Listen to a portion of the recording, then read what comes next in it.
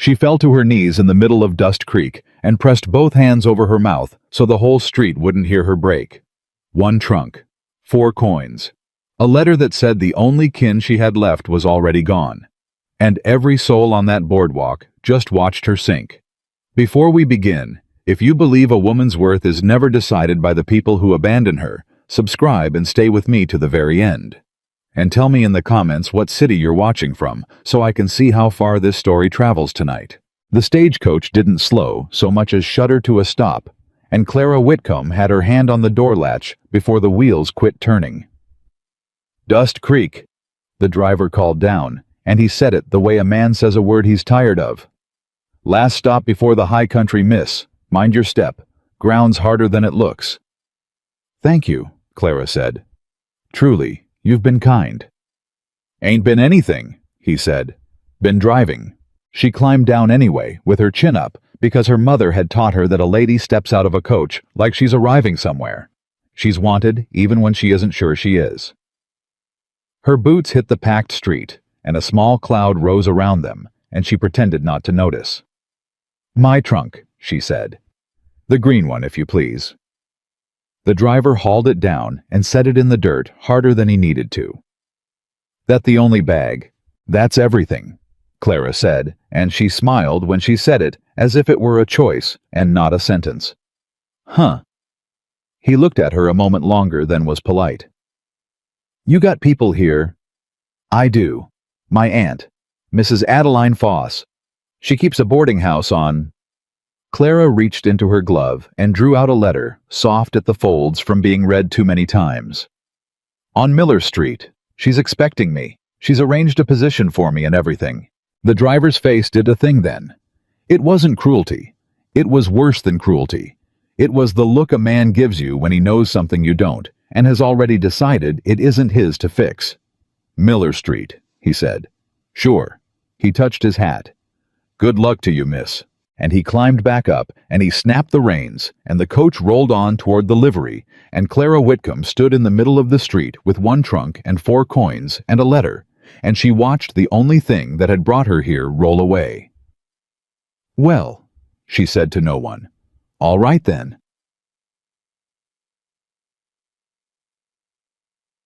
She found the post office because a boy pointed the way, and she paid him a penny she couldn't spare, because you never take a child's kindness for free. And then she stood at the window and set the letter on the counter and smiled at the postmaster like the smile might make the news be good. "I'm looking for Mrs. Adeline Foss," she said. "My aunt. She keeps the boarding house on Miller Street.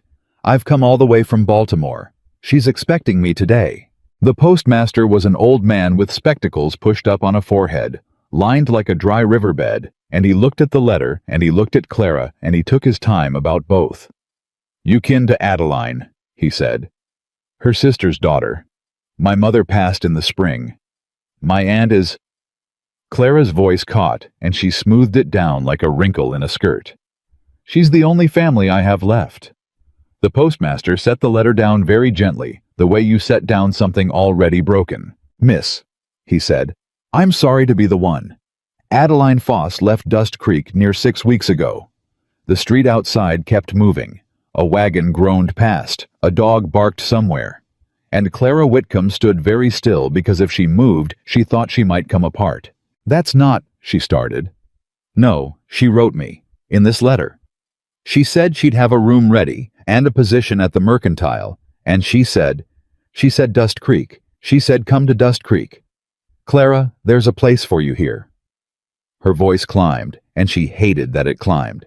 "This letter is dated the 4th of May. "I know it," the old man said. "And on the 9th of May, her boarding house got bought out from under her by a man holds paper on half this town, and she couldn't make the note, and she went to her people in Kansas. And I don't know more than that, and I'm sorry, miss. I surely am. But there's no Adeline Foss on Miller Street. There's no Miller Street boarding house at all no more. It's a freight office now." Clara heard the words. She heard every one of them land. Then where would she? She stopped. "Kansas is how far is Kansas?" "Far," the postmaster said. "Farther than 4 coins."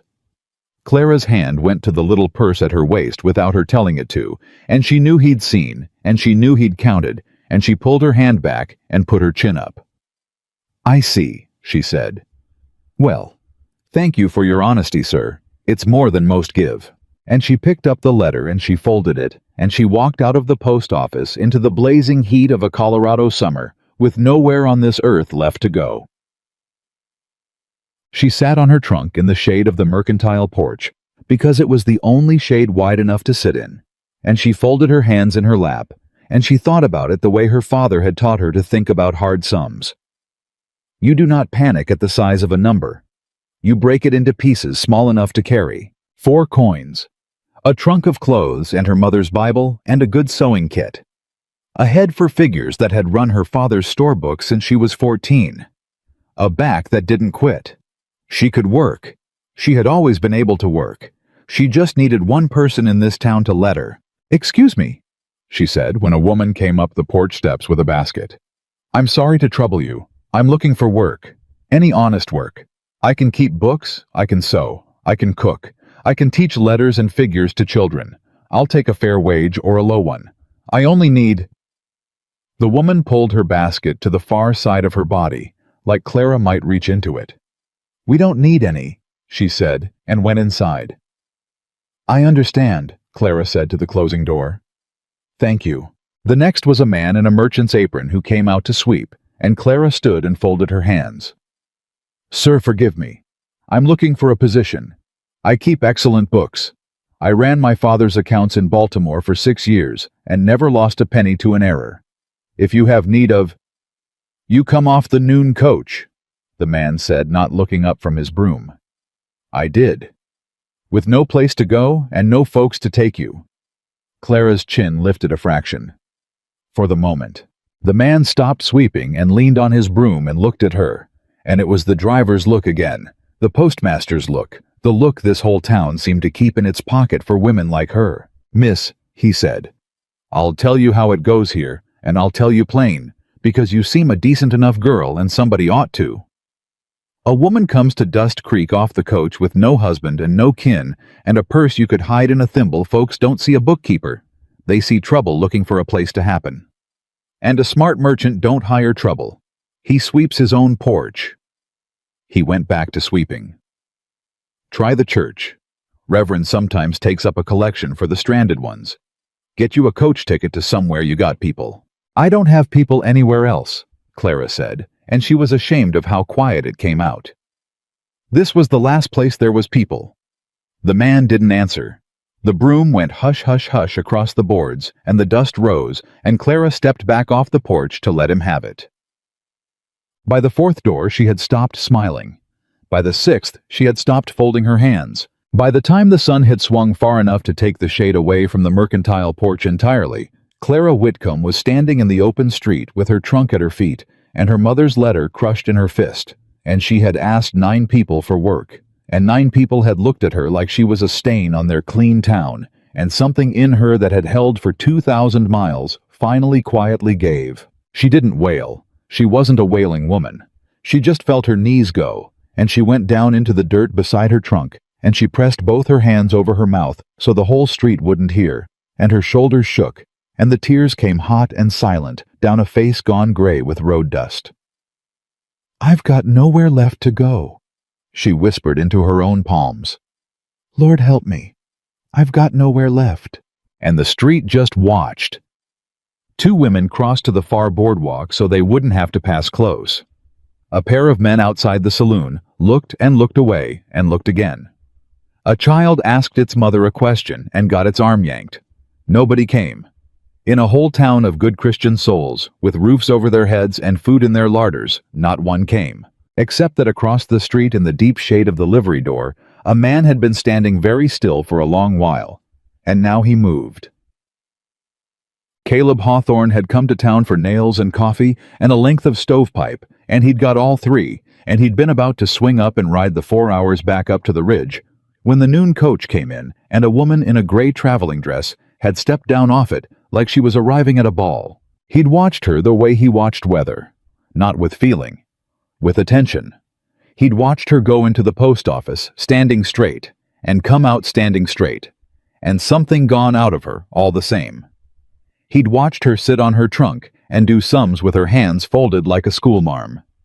He'd watched her get told no at 9 doors, and he'd counted the doors because Caleb Hawthorne counted things, and he'd watched this whole prosperous righteous town turn its shoulder on a girl with 4 coins and no kin, and he had not moved. Then she went down in the dirt with her hands over her mouth, and he heard her. I've got nowhere left to go, and Caleb Hawthorne, who had not wanted a single thing from another human being in 11 years, found his feet carrying him across the street. He didn't hurry, that wasn't his way. But he came and folks saw him come, and a kind of hush went down the boardwalk, because when a man that size and that quiet crosses a street with purpose, people take notice. He stopped a few feet off, close enough to be heard, far enough that she needn't feel cornered, and he took off his hat. "Ma'am," he said. Clara startled and wiped at her face with the back of a filthy glove, which only smeared it, and she got up off her knees fast, because a lady does not stay on her knees in front of a stranger, and she stood swaying with her chin coming back up out of pure habit. "Sir," she managed, forgive me. I'm quite well. I lost my footing." "Reckon you did," Caleb said, and he didn't look at her the way the others had. He looked at her like she was a person who'd lost her footing. "Your aunt the one used to keep the boarding house, Foss. You knew her, knew of her. Fair woman, sold flour honest." He turned his hat once in his hands. "She's gone to Kansas." "So, I've learned." Clara's voice wobbled and steadied. "Today, in the last 2 hours, I have learned it several times over." Caleb looked past her at the mercantile porch, at the man with the broom who'd stopped sweeping to watch. He looked down the boardwalk at the women who'd crossed the street. He took his time about all of it, and then he looked back at Clara. "What can you do?" he said. Not a question quite. An offer of one. Clara blinked. "I beg your pardon." "Work," Caleb said. "What can you do that's worth wages? Man's got to know before he hires." For a moment, she just looked at him. This enormous, silent, sun-dark man, holding his hat in his 2 hands, and she thought it might be a cruel joke, and she braced for it. And then she saw it wasn't. He was waiting. He had asked her a real question, and he was waiting for a real answer, which was the first time all day anyone in Dust Creek had done either. "Books," she said, and her voice came firmer. "I keep books better than any man in this street, and I'll wager a coin I don't have on it. I ran my father's mercantile accounts from the age of 14. I can read a ledger, like other folks read scripture. I cook plain and I cook well. I clean, I mend. I can order supply and catch a merchant cheating you before you've signed the first line.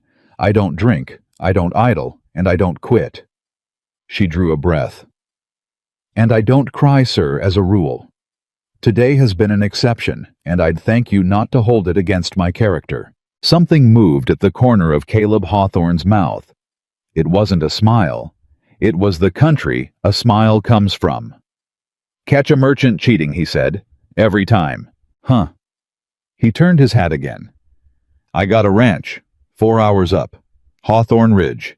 House gone to seed since my mother passed. I got no hand for it, and less time. Books I ain't looked at proper in 2 years, and I got a feeling I ought to have. Men to feed.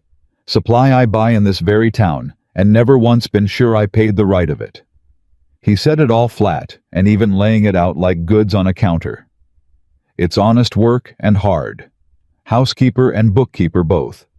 Fair wage same I'd pay a man which'll scandalize half this street, and they can be scandalized. Food off my table, and a room of your own that locks from the inside, and I'll hand you the only key myself, so there's no question in it from you nor anybody." Clara stared at him. "You don't know me," she said. "No, ma'am." "I might be exactly what they say, a runaway, a woman who brings trouble." "Might be," Caleb agreed. "And I might be a mean old bear of a man too hard to work for. Reckon we'd each find out." He set his hat back on his head. "But I watched you get told no 9 times, and I watched you get up 9 times, and a body that gets up 9 times ain't the quitting kind. I'll take my chances on the quitting kind." That was when the crowd found its voice, the way crowds do once somebody else has taken the risk of moving first. Hawthorne. It was the merchant with the broom come down off his porch broom still in his hand like he might need it. "You know what you're about there." Caleb turned his head slow. "Reckon I do, Harlan. You're taking a strange woman up to that ranch. No husband, no chaperone, no kin to speak for her. You know how that looks." "I know how it looks to you," Caleb said. "Can't answer for how it looks, only for how it is." A second man drifted over from the saloon, thumbs in his belt, and he was grinning the kind of grin that isn't friendly. "How it is," he said, "is you're a lonesome man, and she's a desperate woman, and everybody in this street can do that. Some Hawthorne don't need her fancy bookkeeping to add it up." Clara felt the blood go out of her face, and then come roaring back into it. "Sir." But Caleb Hawthorne had gone very still, and it was a different stillness than before. Before he'd been still like a man at rest. Now he was still like the air before it hails. "Ned," he said, quiet. "You want to say that again, only slower, so I can be sure I heard it." The grin faltered. "I'm only saying what the whole town's. You said it once about me," Caleb said, and took a single step, and it was the mildest step in the world, and it stopped Ned's mouth cold. "That's a thing between men, but you said it about her, and she stood in this street 2 hours getting told no by every honest soul in Dust Creek, and not one of you offered her so much as water, and now you'll offer her that." He let it sit. The whole boardwalk let it sit. "A desperate woman brings trouble, that's the wisdom, ain't it? That's what you're all so sure of." Nobody answered. "Then trouble," Caleb said, "can ride with me, and any man's got a quarrel with it can ride up to Hawthorne Ridge and take it up with me direct, where a lady don't have to hear it." He looked slow down the whole boardwalk, face by face, until the faces found other places to be. "But he'll come up sober, and he'll come up alone, and he'll knock." Ned found something interesting on his boots. Harlan the merchant lowered his broom, and Clara Whitcomb, standing in the dirt with her ruined face and her 4 coins and her 1 green trunk, watched a man she'd met 4 minutes ago put himself between her and an entire town, and felt something she had no name for and no room in her chest to hold. He didn't wait for a thank you. That she would learn was Caleb Hawthorne all over. He did a thing, and then he was already on to the next thing, and gratitude embarrassed him the way praise embarrasses an honest man. "Livery keeps a second horse of mine," he said, already turning. "Gentle mare, good for a rider who don't ride much, and I'm guessing you don't." "I've never sat a horse in my life," Clara admitted. "I'm a city girl, mister. I don't even know your name. I've agreed to nothing, and I don't know your name." He stopped, turned back, took the hat off again because his mother had raised him and it stuck. "Hawthorne," he said. "Caleb Hawthorne. And I ain't asking you to agree to a thing, ma'am, standing in a hot street half out your senses from a bad day. I'm asking you to ride 4 hours up to my ranch, look at the house, look at the room, look at the lock, meet the men, and eat 1 supper. Then in the morning, cool-headed, you tell me yes or no. It's no, and I'll drive you back down myself and stand you a coach ticket to wherever you got the nearest soul who'll have you, and no debt owed. That's the whole of the offer. There ain't a hook in it." "Why?" The word came out of Clara raw. "Why would you do that? You truly don't know me. I could rob you in the night.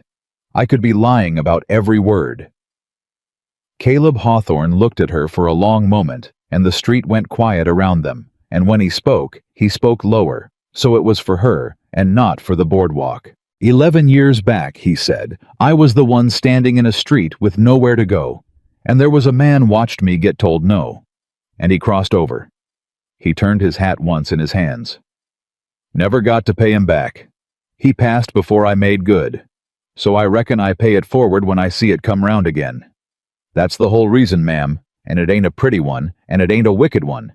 It's just the one I got." Clara Whitcomb, who had not believed a word of kindness anyone had said to her in 6 weeks, believed that. "Clara," she said, "Clara Whitcomb, of Baltimore. And yes, I'll come look. 1 supper. And I'll decide in the morning, cool-headed as you say." She wiped her face one more useless time. Thank you, Mr. Hawthorne. I don't know how to say it, so it's enough. Don't say it then, Caleb said. Say it in the ledger when you find where they've been cheating me. That'll do.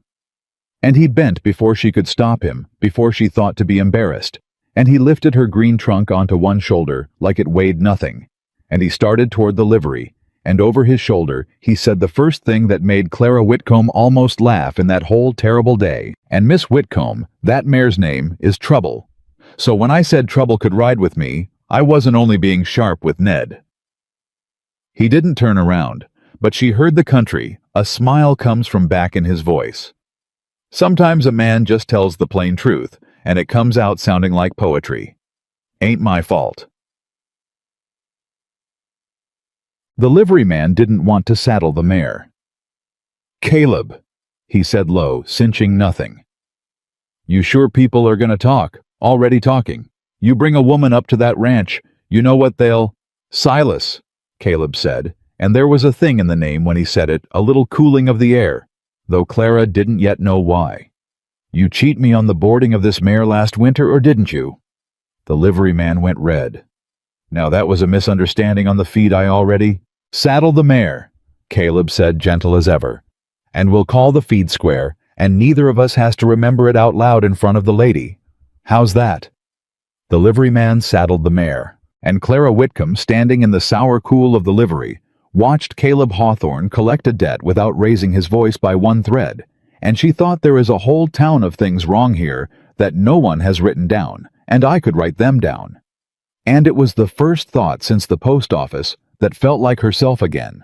Not the abandoned girl in the dirt, but Clara, who ran the books, who caught the cheats, who was good at the one thing she was good at. Mr. Hawthorne, she said as he checked the mare's girth, that man just tried to make you doubt this, in front of me, and you didn't. No, ma'am. Why not? Caleb tugged the strap, tested it, tugged again. Because a man that saddles a horse afraid of what the street'll say, he said, ain't fit to ride it. He turned and held out one big hand to help her up, palm open, waiting no grab in it. You coming? Miss Whitcomb lights burning, and it's 4 hours, and the last of it's along a ridge I'd sooner not do in the dark with a rider learning the whole way. Clara looked at the open hand. She looked at the town over her shoulder, the boardwalk, the cross-street women, Ned slinking back to his saloon, Harlan gone back to his, sweeping a whole prosperous Christian place that had watched her go down in the dirt and offered her nothing but a coach ticket to somewhere she had no one. Then she looked back at the open hand of a silent stranger who had crossed the street.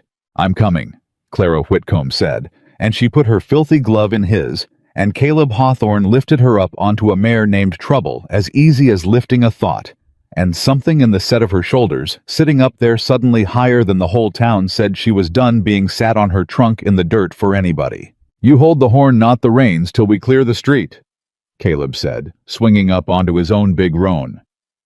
Mare knows the way. All you got to do is not fall off, and I won't let you fall off. You got my word on it, and it's the only kind I give. Then I'll take it, Clara said, and they rode out of Dust Creek together in the long gold of the summer evening, the big quiet cowboy and the ruined girl on the borrowed mare, and the whole town watched them go. And not a soul in it could have told you what they were watching, only that they knew the way. People know weather, that something had changed in Dust Creek that afternoon, and that the changing wasn't finished, and that it had ridden out of town on 2 horses and turned up the long road toward the high country where the trouble was only getting started. They rode the last of it in near dark, and Clara Whitcomb had stopped being afraid of falling somewhere in the 3rd hour and started being afraid of what she'd find at the top instead. Mr. Hawthorne, she said when the trail leveled and a low huddle of buildings showed pale against the black. I'll ask you honest since you've been honest with me. What am I about to walk into? A mess, Caleb said. How much of a mess? The kind a man makes when his mother dies and he decides grief is a thing you can outwork. He swung down and came around to her side. House ain't been kept 2 years. Men eat what they can burn on the fire and don't complain because there's nobody to complain to. Bills come and I pile 'em. That's the shape of it. He held up his arms. Come down slow. You'll be stiff. She came down slow. She was stiff. Her legs didn't work the way legs were supposed to, and she'd have gone straight into the dirt of a second town in one day if he hadn't caught her by the elbows and set her upright like a fence post.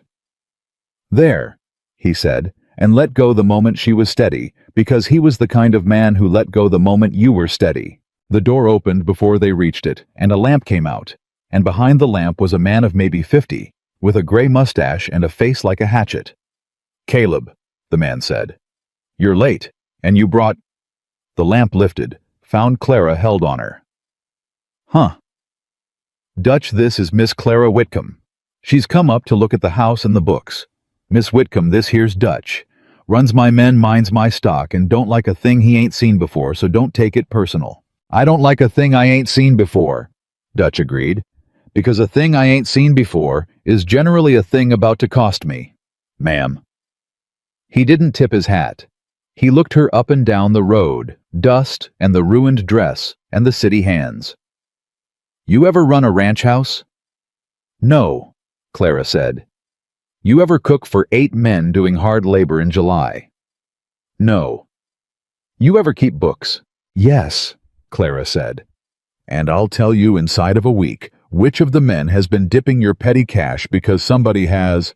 I'd stake my 4 coins on it, and I've only got 4. Dutch's mustache twitched. The lamp came down. "Well," he said, "that's the first true thing anybody's said on this porch in a month. Come in then. Mind the 3rd board. It'll take your ankle if you let it."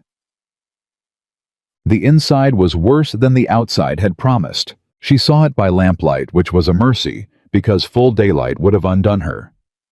2 years of a house running without a woman or a man who cared grease gone black on the stove. A table you couldn't have set a clean plate on a pantry with more mouse than meal. And everywhere over everything, the particular sad grime of a place where people had stopped seeing the dirt, because seeing it and not fixing it hurt worse than not seeing it at all. Clara stood in the middle of it and took off her gloves.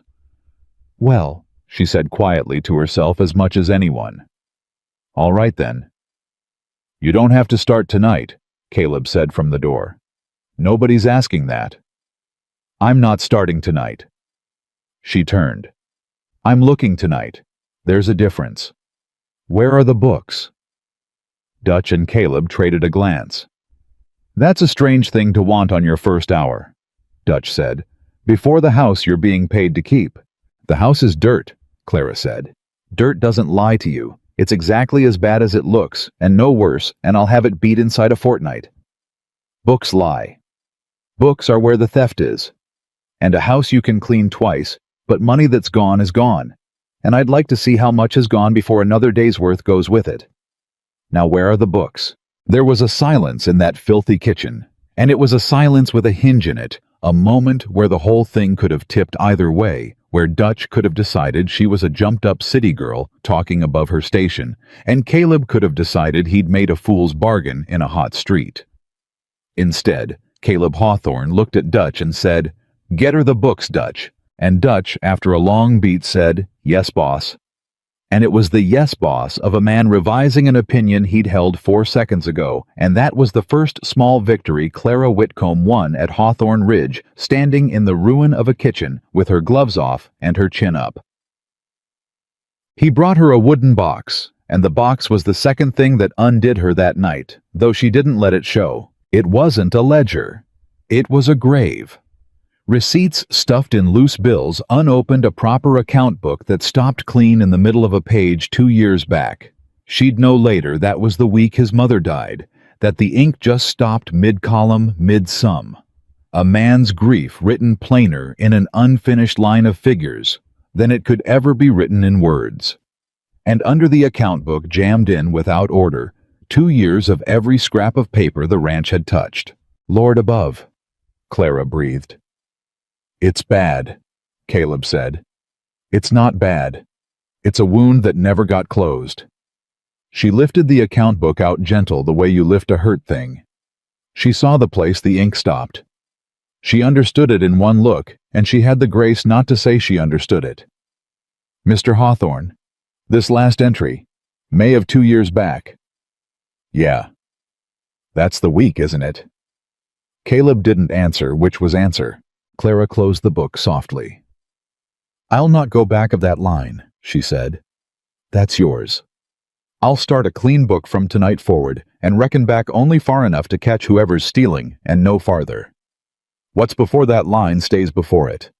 You have my word, and I'm told your word's the only kind you give, so I'll match you." For a long moment, Caleb Hawthorne looked at this stranger, holding his dead mother's last accounts, and something moved across that still face that Dutch, watching, had not seen move in 2 years. "Dutch," Caleb said rough, "show Miss Whitcomb the room with the lock, and find the key." "Found it already," Dutch said. "Figured you'd want it." And he held it out to Clara on his flat palm, one iron key, and there was a new thing in how he did it. Not warmth, not yet, but the plain respect one working person pays another, who's just shown they mean to work. "It locks from the inside, ma'am. Boss had that put in for his mother. Nobody's got a copy. Sleep sound." She did not sleep sound. She sat on the edge of a narrow, clean bed in a small, clean room. The one room in that whole ruin somebody had kept up, and she'd understand that too. Before long, and she pulled the box of papers up onto her lap by lamplight, and she went to work, because Clara Whitcomb did not know any other way to answer fear. And within the hour, she found the first thread, and she pulled it, and it did not want to come. Flour. She started with flour because a ranch runs on it, and it's bought steady, so a steady buy is where a steady cheat hides. She found 11 flour receipts from the Dust Creek Mercantile across 8 months, and she laid them out on the quilt in a row, and she added them the way her father taught her, and she went cold. Because the price on the paper climbed. Not all at once a cheat that climbs all at once gets caught. It climbed the way a thief climbs a penny, here 3 cents there, a freight surcharge that appeared 1 month and never left a handling line that showed up in March and doubled by June. A busy grieving man who piled his bills unopened would never see it. But a woman who'd caught this exact trick run against her own father in Baltimore saw it in 20 minutes, and her hands were shaking when she saw it, and it wasn't fear anymore. It was the old clean fury of a person who cannot abide a cheat. Silas Crowder. She read off the letterhead aloud alone in the lamplight. Crowder and Son General Supply. She sat back. "Well, Mr. Crowder, aren't you the busy hand?" And she heard then she would swear to it after a floorboard in the passage. One board. The bad third board. Dutch had warned her of the one that took your ankle if you let it.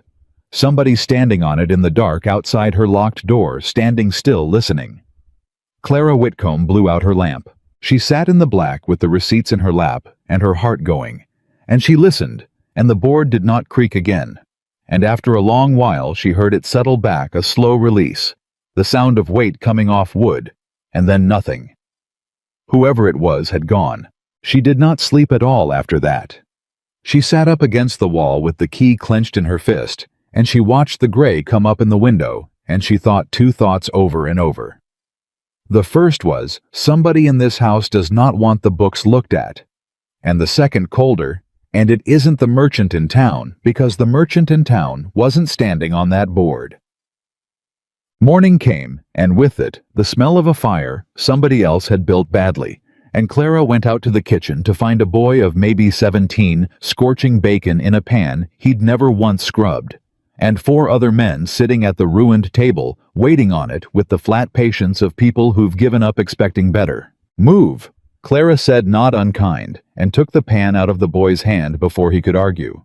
"You'll poison the lot of them and yourself first. When did anybody last take a rag to this pan?" "It don't get rags," the boy said, wounded. "It gets wiped. It gets wiped." Clara set it aside. "Which of you is quickest on his feet?" Nobody moved. "You," she said, pointing at the boy because he was nearest and youngest, and least likely to have hardened all the way into no. "What's your name?" "Pete." "Pete, there's a creek." "Course there's a creek." "Then take the 3 worst pots off that shelf, and take Pete-sized handfuls of that sand by the door, and scour them in the creek till they shine, and I mean shine, Pete. I mean I can see my own miserable face in them. Go. The rest of you. I can't feed 8 men from a kitchen that's a crime scene, So this morning it's cold biscuit. And what's honest in that pantry, which isn't much, and I'll thank you not to complain because tomorrow it'll be hot, and it'll be good, and the day after it'll be better. And that's a promise from somebody who keeps them.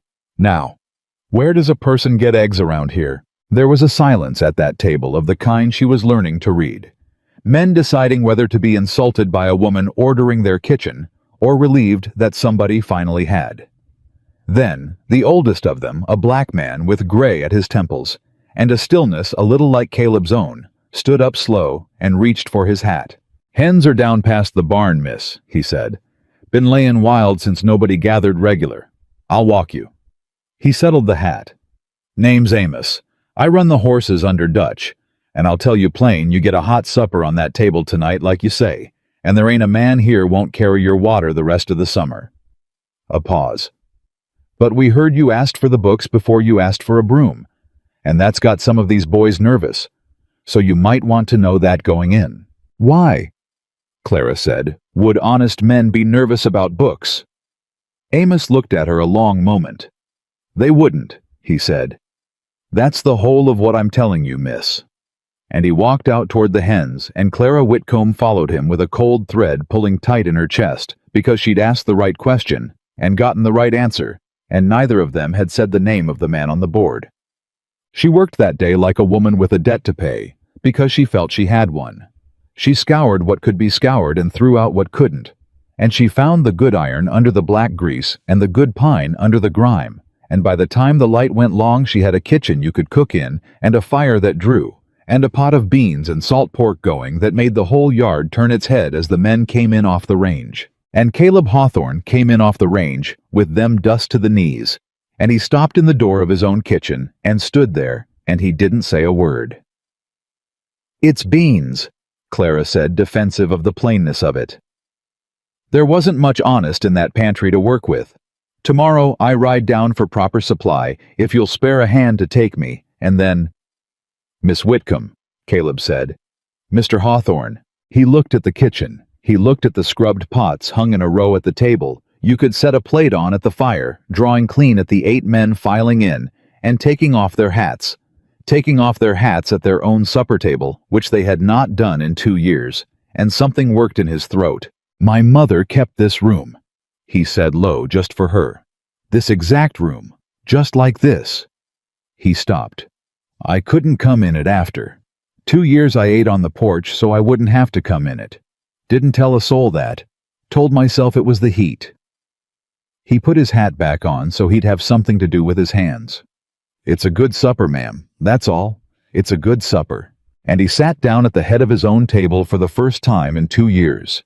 And Clara Whitcomb turned quick to the stove so 8 ranch hands wouldn't see her face. And that was the third thing that undid her in as many days. And she was starting to lose count. That night, she went back to the box, and Caleb found her there when the house had gone quiet, sitting at the clean table with the receipts spread out and a fresh account book open and a stub of pencil worn to nothing. "You'll ruin your eyes," he said. "I'll ruin the man who's ruining you first, and then I'll rest my eyes." She didn't look up. "Sit down, Mr. Hawthorne. I've got to show you a thing and you won't like it." He sat.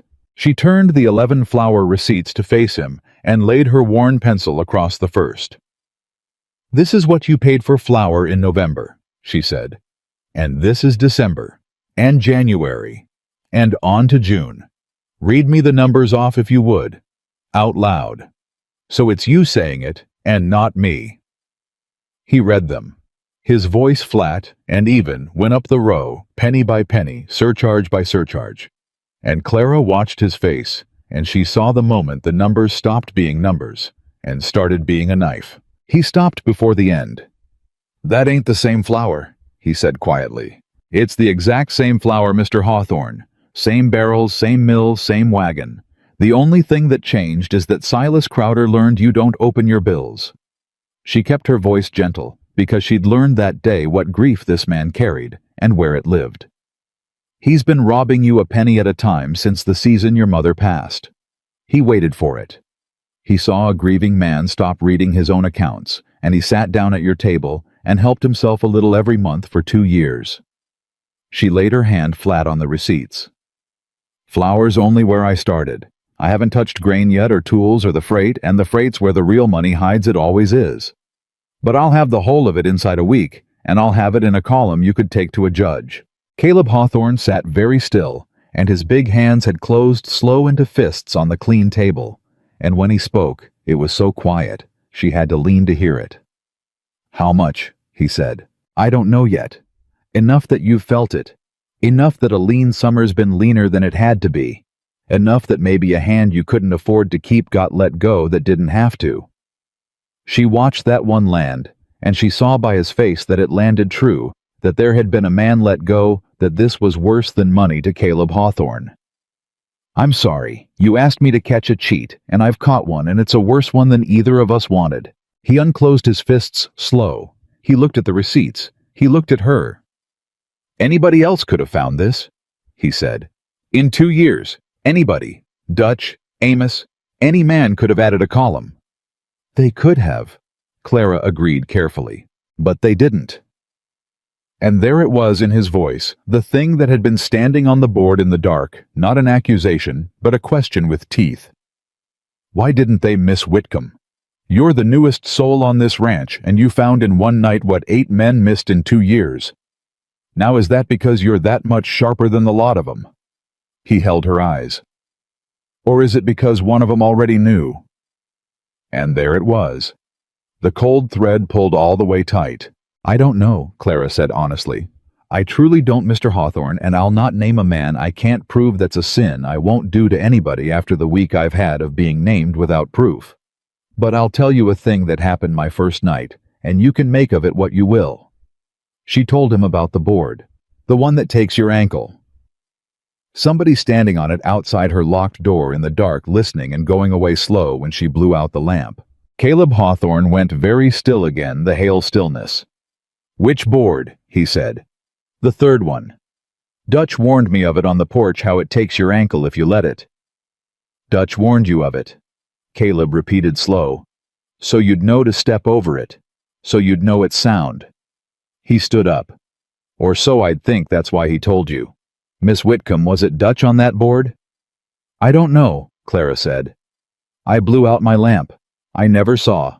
And the two of them sat with that in the quiet kitchen, and the fire ticked down. And somewhere in that dark house, 8 men were sleeping, who Clara Whitcomb had thought she was starting to win. And now one of them maybe had stood outside her door in the night, and neither she nor Caleb Hawthorne knew which. She rode down for supply 2 days later, and Amos took her, because Dutch put himself forward to take her. And Caleb said easy as anything, and with a reason nobody could argue. "Need you on the north fence, Dutch. Send Amos." And Clara saw Caleb make that choice, and she saw Dutch see it too, and nothing was said, and everything was. Amos didn't talk much on the way down until the town showed below them, and then he did. "Miss Whitcomb," he said, "you're going to walk into Crowder's store, and you're going to know what he's done, and he's going to know you know, because you're the bookkeeper, come down from the ranch, that never questioned a bill in 2 years. And I need you to promise me a thing before we get there." "What thing?" "That you'll buy your flour and your grain, and you'll be pleasant as Sunday, and you won't let on by one blink that you've caught him." Amos's face was grim. "Because Silas Crowder ain't only a cheat, ma'am. Silas Crowder's the man holds paper on half this valley. He's the man bought your aunt's boarding house out from under her. He's the man let go a hand of ours last summer by squeezing this ranch a penny at a time till Caleb had to cut wages. He is a patient, smiling, terrible man, and if he learns you've read his numbers before, we're ready to bury him with them. He will not come at you. He'll come at Caleb, and Caleb's carried enough." Clara sat with that a moment on the wagon seat. "He bought my aunt's boarding house," she said slowly, "6 weeks back. For the debt on it. Same as he's tried to buy out 3 ranches I know of for the water rights. He's a man collects what other folks can't hold on to in a hard year, and then he waits for the next hard year, and there's always a next hard year." Amos looked at her. "So, pleasant as Sunday. Can you do it?" "Mr. Amos," Clara said, and something had gone very cold and very steady in her, colder than the fear, steadier than the fury. "That man robbed my aunt of her home and robbed this ranch of a good man's job, and stood in his store and smiled while he did it. You want to know, can I be pleasant to him?" She smoothed her skirt. "I'll be so pleasant he'll want to bake me a pie. And every minute I'm smiling, I'll be counting his shelves and reading his prices off the wall, and by the time we drive out of here, I'll know more about how Silas Crowder cheats than Silas Crowder does. That's a promise from a woman who keeps them. Drive on." Amos looked at her a long moment, and then for the first time, the old horseman smiled. "Lord," he said, and clucked to the team. "Boss found himself a rattlesnake with a ledger. Drive on it is." Silas Crowder was exactly as terrible as promised, which is to say, he was charming. He was a soft-handed man of 60, in a clean collar, with a smile that reached everywhere but his eyes, and he came out from behind his counter with both hands spread like Clara was a returning daughter. "Well now," he said. "The famous Miss Whitcomb. The whole town's talking of you, my dear. The lady bookkeeper, Caleb Hawthorne, brought up the mountain. Sit, you've had a dusty ride. Coffee? I've a girl'll bring coffee." "How kind," Clara said, and sat and smiled and did not drink the coffee. "The whole town's talking of me. And what do they say, Mr. Crowder? I'd sooner hear it to my face than guess at my back." The smile flickered just once at being met head-on and recovered. "Oh, small-town talk," he said. "You know how it goes. A single woman up at a bachelor's ranch? People will spin a tale from any thread." He spread his hands, all regret. "I don't hold with it myself. I'm a Christian man. I say, why shouldn't Caleb Hawthorne hire a bookkeeper? Lord knows the man's never once looked at a bill in his life." A little laugh. "He pays whatever I put in front of him, and never questions a figure. Trusting soul. It's a mercy he's got you now." And there it was. The man told her to her face, smiling, that he had cheated a trusting soul who never questioned a figure, and he thought it was a joke because he thought she was decoration. And Clara Whitcomb held her pleasant Sunday smile so hard her jaw ached and said, "A mercy indeed. Now flour grain coffee for the men, and I'll want your best price, Mr. Crowder, for I've a whole summer of buying ahead of me, and I like to start a long acquaintance on the right foot." "My best price is my only price, my dear," Crowder said warmly. "I don't cheat. Ask anyone." "Oh, I intend to," Clara said, sweet as pie. "Ask everyone. That's the sort of thorough girl I am." The smile held.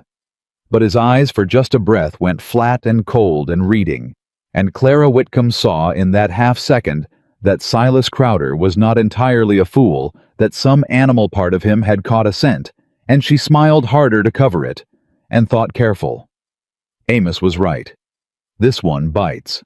Chatoll. She loaded the wagon, and she smiled through the loading. And it was only as Amos was tying the last of it down that Silas Crowder came out onto his own porch, with his thumbs in his vest, and said the thing that turned the whole day. "Miss Whitcomb, a word of neighborly counsel since you're new, and don't know our ways." Clara turned pleasant. "Please. Caleb Hawthorne's a proud man," Crowder said, "and proud men come to hard summers same as any. That ranch of his is water poor and cash poorer, and drought's coming, you can smell it, and a proud man in a dry year makes bad choices." He smiled his terrible warm smile. "I'd hate to see a decent girl throw in with a losing hand. If ever the ranch can't make its notes, you come see me, and I'll see you right. A woman with a head for figures is wasted on a doomed operation. There's always a place in Crowder and Son for the right sort of girl." And Clara Whitcomb understood, standing in the dust with her wagon of supply, that Silas Crowder had just tried to buy her. That he had looked at the one person who could read his numbers and decided the smart play was to make her his instead of Caleb's. That this soft, smiling man had in one breath offered her a job, threatened the ranch, and predicted its ruin as a settled thing. Which meant Silas Crowder already knew how he meant to ruin it. "That's very generous," Clara said, and her voice did not shake, and her smile did not slip, and inside, she had gone to iron. "I'll remember it, Mr. Crowder. I'll remember every word. You've been so very clear." She let him take that how he liked. "Good day. Amos, drive on."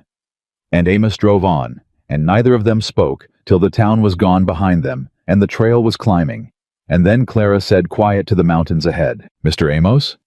He's going to do something to the ranch.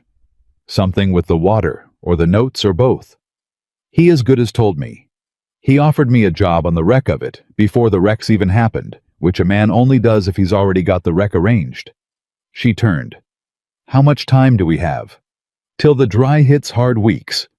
Amos's jaw was set. "You heard it too then. It wasn't just me hearing it. I heard it. He wants me to think the ranch is doomed, so I'll jump ship and take his coin and take the one set of eyes off his books. He's frightened of me, Mr. Amos.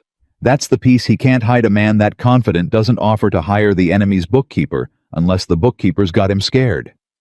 She gripped the wagon rail. "Which means the books are the way to beat him. I was right the first night. It's all in the books, and he knows it, and now I know he knows it, and that's a thing he'd give a great deal to undo." She stopped. A cold thought had walked up her spine. "Mr. Amos," she said slowly, "somebody stood outside my door in the dark my first night, listening at the books. I told Caleb. We didn't know who." She turned to the old horseman, and her voice dropped. "But you just told me Crowder's been squeezing this ranch 2 years, and that a man got let go for it, and that Crowder's a patient man who collects what other folks can't hold. Now I'll ask you a hard thing, and I'll ask it once, and then I'll never ask it again if you tell me no. Is there a man on Hawthorne Ridge that Silas Crowder owns?" Amos Dell drove a long way without answering, and the mountains came up around them, and when he finally spoke his voice was so low the team's hooves near swallowed it. "There's a man on this ranch," Amos said, "that owes Silas Crowder money. I know it because I know how he came to owe it, and it wasn't a shameful way. It was a sick child and a doctor's bill, and I'll not say more than that, because a sick child ain't a sin." He looked at her. "But a man who owes Silas Crowder and can't pay him is a man Silas Crowder owns, whether that man wants owning or not.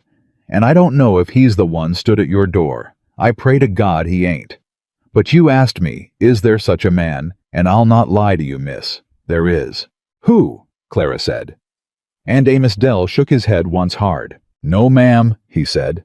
"That I won't do, because a name said without proof is the very thing that put you down in the dirt in Dust Creek, and I watched Caleb pick you up out of it, and I'll not be the man makes you into the thing that hurt you. You find your proof, Miss Whitcomb. You're the one can. And when you've got it, you bring it, and I'll stand beside you when you say the name. But I won't hand you a man's ruin on a guess, not even to a rattlesnake I've come to admire." He faced front. "Drive's near done. We'll not speak of this again till you've got paper in your hand." And Clara Whitcomb, who had asked to be spared exactly this kind of accusation not 4 days ago, could not fault him for a word of it, and rode the rest of the way up in a silence full of teeth. So, the proof was slow in coming, and while she hunted it, the ranch went on, and a strange thing happened that she hadn't been looking for. The men came around. It was the food that started it, and the fairness that finished it. She fed them hot, and she fed them well, and she did it without ever once making them feel it was charity. And by the end of the first week, there wasn't a hand at Hawthorne Ridge who didn't stand a little straighter when she came out to the yard. Pete the boy followed her like a duckling and scoured every pot she pointed at. Amos brought her the best eggs and the town news. Even the 2 hardest cases, a pair of brothers named Vance and Roy, who'd made a point of ignoring her the first 3 days, took to leaving their boots outside the clean kitchen without being asked which from Vance and Roy was very near a marriage proposal. And they started calling her Miss Whitcomb. Not the girl, not her. Miss Whitcomb with a little weight on the miss, the way you say a title you've decided somebody's earned. Only Dutch held out. Not cruel. Never cruel. But watchful in a way that had a different grain than the other's early wariness. He'd come to the kitchen door and stand a moment and not come in. He'd look at her account book on the table and look away. And once when she'd left the box of receipts out and stepped to the yard for water, she came back to find him standing over it, not touching it, hands behind his back but standing over it. And he'd looked up at her and said, flat, "You leave a thing like that lying about, ma'am? Somebody's liable to look at it." And walked out, and Clara had stood there, and not known for the life of her whether he'd meant it as a warning to her or a confession about himself. She told Caleb that night. She told Caleb most things by then. It had become a habit, the two of them at the clean table after the house went dark, her books between them. "Dutch," Caleb said when she'd finished. He said the name careful. "Dutch has been on this ranch longer than I've owned it. He was here for my father. He carried me on his shoulders when I was 6. He rubbed his face.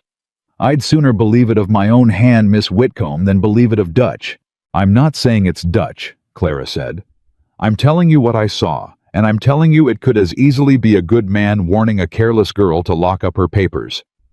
I don't know Mr. Hawthorne, and until I know I'll not sentence a man who carried you on his shoulders. But somebody on this ranch owes Silas Crowder money. Amos told me that much, and no more. And a man who owes Crowder is a man Crowder can use. And I'd be a poor bookkeeper if I didn't tell you the ledger's got a hole in it I can't yet find the bottom of." Caleb went still. "What hole?" She turned the book. "Petty cash. The tin in the pantry the men draw from for small stuff, nails a bit at the smith, whatever. It's short. Not much. A few dollars a month going back." She checked. "Going back about a year. Somebody's been dipping the household tin. It's small money, Mr. Hawthorne. It's nothing next to what Crowder's stealing from the top, but it's inside the house. It's one of ours." She met his eyes. "And a man who'd dip your tin for a few dollars is a man who's short a few dollars every month. A man being squeezed. A man who owes." The fire ticked. Caleb Hawthorne stared at the small, terrible column of a few dollars gone missing every month for a year, and Clara watched him do the same sum. She'd done, watched him arrive where she'd arrived. Watched it hurt him worse than Crowder's thousands. Because Crowder's thousands were a stranger's theft, and this was a friend's. "Don't," he said finally low. "Don't chase this one yet, Miss Whitcomb. I'm asking you. Chase Crowder. Bury Crowder in his own numbers. All you like, I'll hand you the shovel. But this, the tin." His jaw worked. "Let me be the one finds out who. Whoever it is, they're mine. They're a man I know, and if it has to be faced, I'll be the one faces him. Not you. You've had enough of standing in front of things this week." And Clara Whitcomb, who could have argued, who had every right to argue, looked at the grief and the fear and the loyalty warring in that still hard face and did not argue. "All right," she said gently. "The tin is yours. Crowder's mine. We'll each dig our own grave and meet in the middle." Caleb almost laughed. It came out his nose rough. "You got a way of putting a thing, Miss Whitcomb." "I've been told." The morning it all quickened, a rider came up from town. He came up the trail at a lope in the heat, and the men stopped work to watch him come, and he handed down a folded paper to Dutch at the yard's edge, without dismounting, and he said something Clara couldn't hear from the porch, and Dutch went a color she didn't like, and the rider wheeled and loped back down. Dutch stood a long moment with the paper. Then he came to the house, and he didn't hand it to Caleb. He handed it to Clara. "Boss is on the range," he said gruff. "You read figures. Read this one. Tell me it says what I think it says." She unfolded it. She read it. She read it twice. It was a notice on Crowder & Son letterhead, in a lawyer's careful hand. It said that a promissory note dated 3 years prior, made by Caleb Hawthorne's late mother against a loan for improvements to Hawthorne Ridge, had come due. It said the note had been sold, the estate's debts settled, the paper bought up, and that the holder of that paper was now Silas Crowder. It said the amount owed with 3 years' interest, compounded in a way Clara's eye caught, as false even in the first reading, was very large.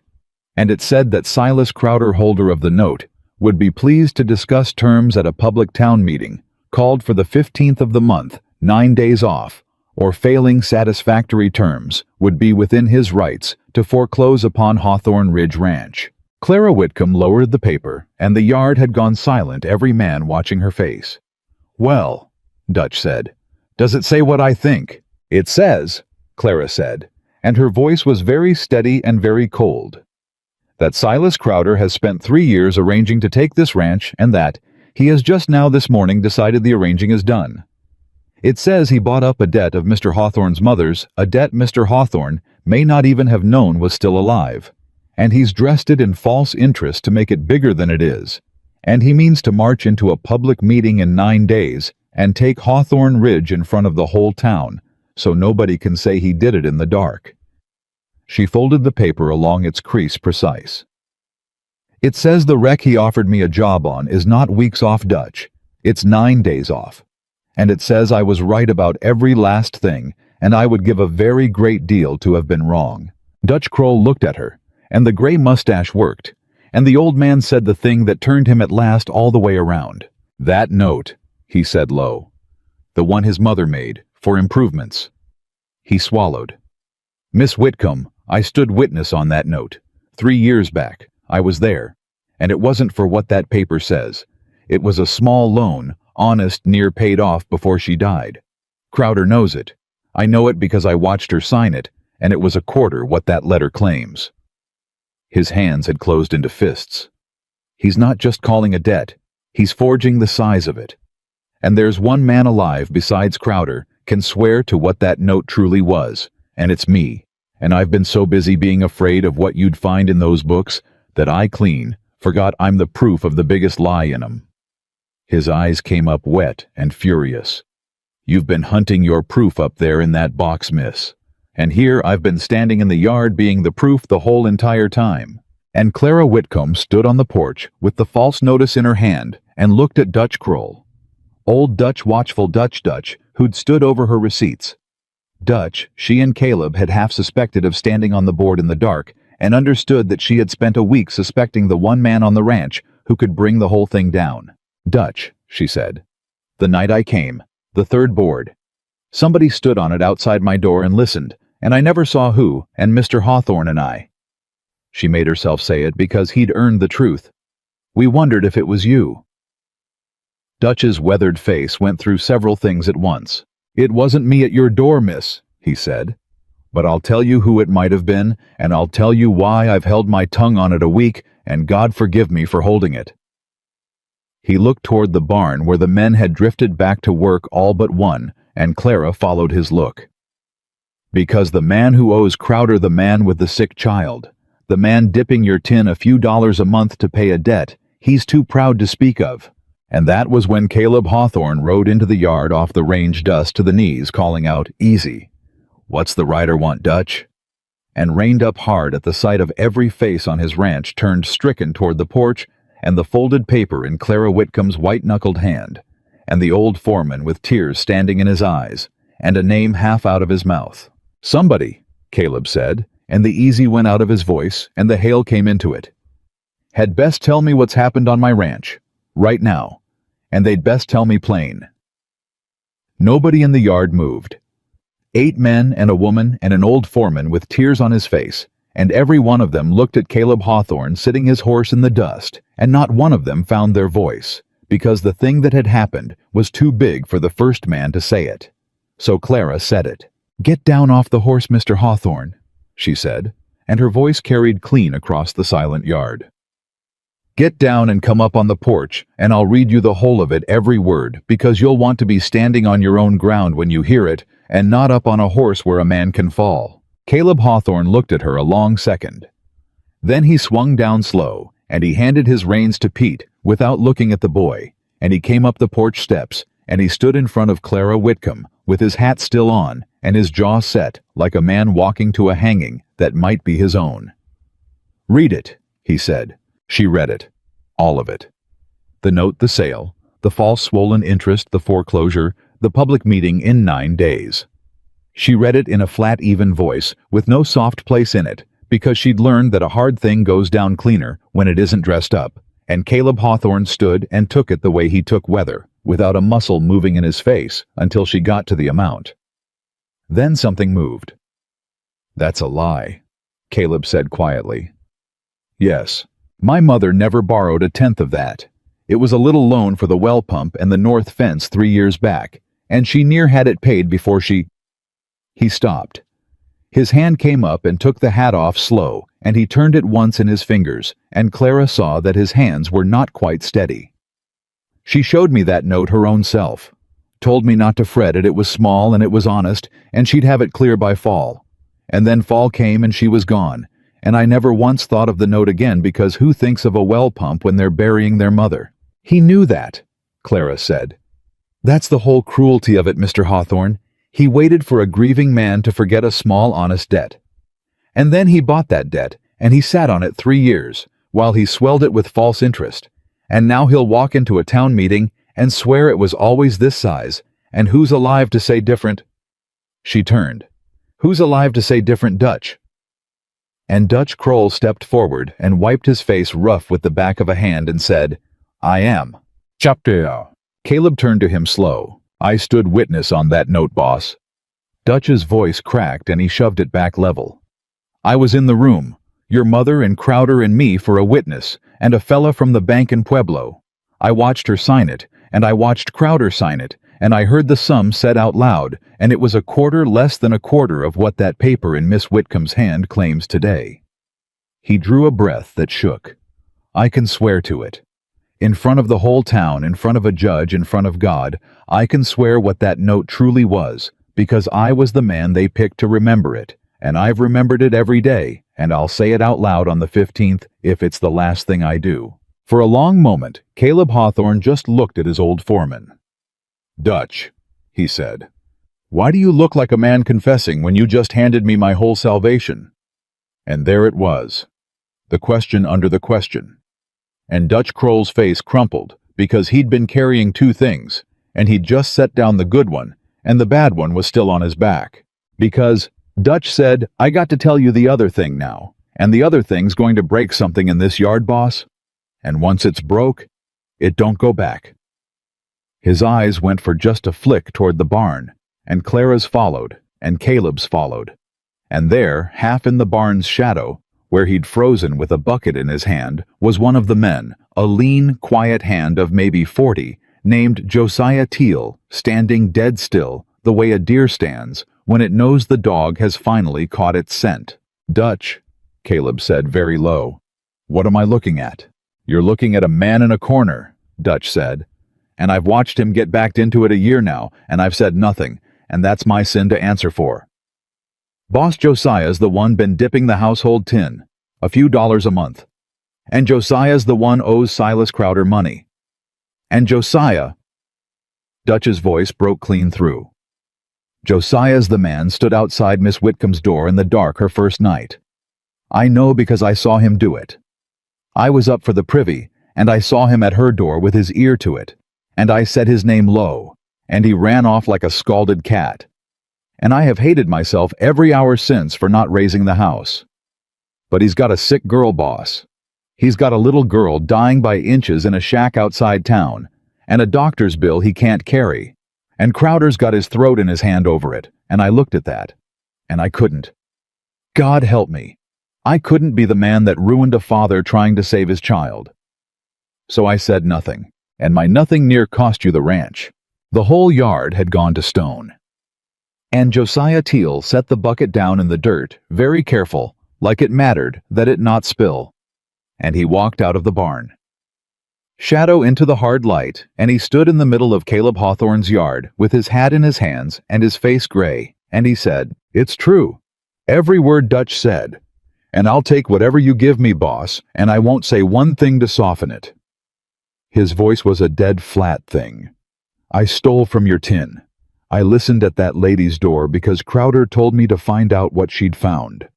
I've been his man on your land near a year feeding him what he wanted to know, and I hate myself so bad I can't hardly stand in my own skin. He looked up and his eyes were terrible. But I never once lied to myself that it was for anything but my Sadie. She's 7. She's dying. And Crowder's got the only doctor'll come this far out, and he owns the doctor same as he owns me. And when a man owns the road to your dying child, boss, he owns you. And there ain't a thing in you that can say no to him. I found that out. I hope to God you never do. Batog. It hung there. The whole ranch waited on Caleb Hawthorne, and Clara waited with them, and she did not know which way he'd go, and she found she was afraid not of Caleb but for him. Because she understood in that second that whatever he did in the next minute was the true measure of the man, and that she had staked her own last hope on him being a certain kind of man, and now she'd find out if she'd bet right. Caleb Hawthorne looked at Josiah Teal for a long, long time. "Your girl," he said finally. "Sadie, what ails her?" Josiah blinked. It wasn't the question he'd braced for. Her lungs, boss. Doctor calls it a wasting. Says she needs a dry high air and medicine and food she'll actually eat and rest, and a mother's tending only her mother's 3 years in the ground, so it's just me." His voice failed. "It's just me, and I couldn't do it. And I went to Crowder because Crowder was the only man with money, and I have paid for that in a coin I didn't know I had till he started taking it." Caleb was quiet. Then he said a thing that made Clara Whitcomb's breath catch, and made Dutch Kroll put a hand over his own mouth. "Dry high air," Caleb said. "Medicine, food, rest. A woman's tending." He nodded slow like a man doing a sum. "I got dry high air, Josiah. Best in the territory. I got a house now with a real kitchen in it, and a woman who cooks food a dying child might actually eat. I got rooms standing empty. What I ain't got is the sense God gave a goose apparently because it's taken me till this exact minute to think of it." He looked at Josiah. "Why in the name of everything holy did you go to Silas Crowder for money to send your child away from the one high dry ranch in this valley when you could have come to me and moved her up here?" Josiah Teal's mouth opened and nothing came out. "Because," Caleb answered for him, gentle, now terribly gentle, "you didn't think you could. Because you're a proud man, and I'm a hard man to ask, and I've been so buried in my own grief 2 years. I made this a place where a man would sooner sell his soul to a snake than knock on his boss's door. That's not on you, Josiah. That's on me. I built a ranch so cold a good father chose Crowder over Hawthorne, and that's a thing I've got to answer for, same as you've got to answer for the tin." He drew a breath. "So here's the answer for both. You're going to go down that mountain, and you're going to fetch your Sadie, and you're going to bring her up here to the dry high air, to Miss Whitcomb's kitchen, to a bed in my house, and she is going to have every chance this ranch can give her starting today. And your debt to Crowder will get to Crowder. Crowder and I have got a meeting in 9 days." Josiah Teal made a sound that wasn't a word. "But hear me," Caleb went on, and the gentle got a spine in it. "You've been his eyes on my land a year. That's done. From this minute, you're mine again, all the way, no peace held back for him. And the way you prove it, the only way, is you stand up in that town meeting on the 15th, and you tell the whole valley what Silas Crowder made you do and how he made you do it. In front of everybody, you put your shame in the daylight where it can't be used against you no more. That's the price, Josiah, not the tin. The tin's forgot. The price is your voice out loud on the 15th. Can you pay it?" And Josiah Teal, a broken man who'd walked into that yard expecting to be thrown off the mountain, fell to pieces in the dirt of it instead. And through the pieces he said, yes, he'd pay it. He'd pay any price. "God bless you, boss. God bless you." And Clara. Whitcomb had to turn and look hard at the mountains, so the men wouldn't see her face come apart for the 4th time or the 5th. She'd truly lost count now. That night, the plan got made at the clean kitchen table, and it got made by 3 people who'd started the week as strangers and suspects to one another, and ended it as something a good deal more dangerous to Silas Crowder than he knew. Clara laid it out because Clara was the one who could see it whole. "He's built his case on 3 lies, she said, and she set 3 receipts down like cards. Lie 1 the size of the note. He swelled a small honest debt into a monster. Dutch breaks that lie because Dutch witnessed the true note and can swear the real sum. Lie 2 that Mr. Hawthorne's a poor manager whose ranch is failing on its own, so the foreclosure just looks like the sad natural end of a doomed operation. I break that lie because I've got 2 years of his own receipts proving the ranch bled money only, where Crowder's prices bled it. The ranch isn't failing. It's being drained, and I can show the drain, penny by penny, in a column a child could follow. And lie 3. She set down the 3rd receipt. The one he thinks is his safest because it lives inside this house. Lie 3 is that he's got a man on the inside nobody knows about, feeding him everything, so he'll always be a step ahead of us. And that lie breaks itself the moment Josiah stands up in public and says, "I was Crowder's man, and here's everything he made me do."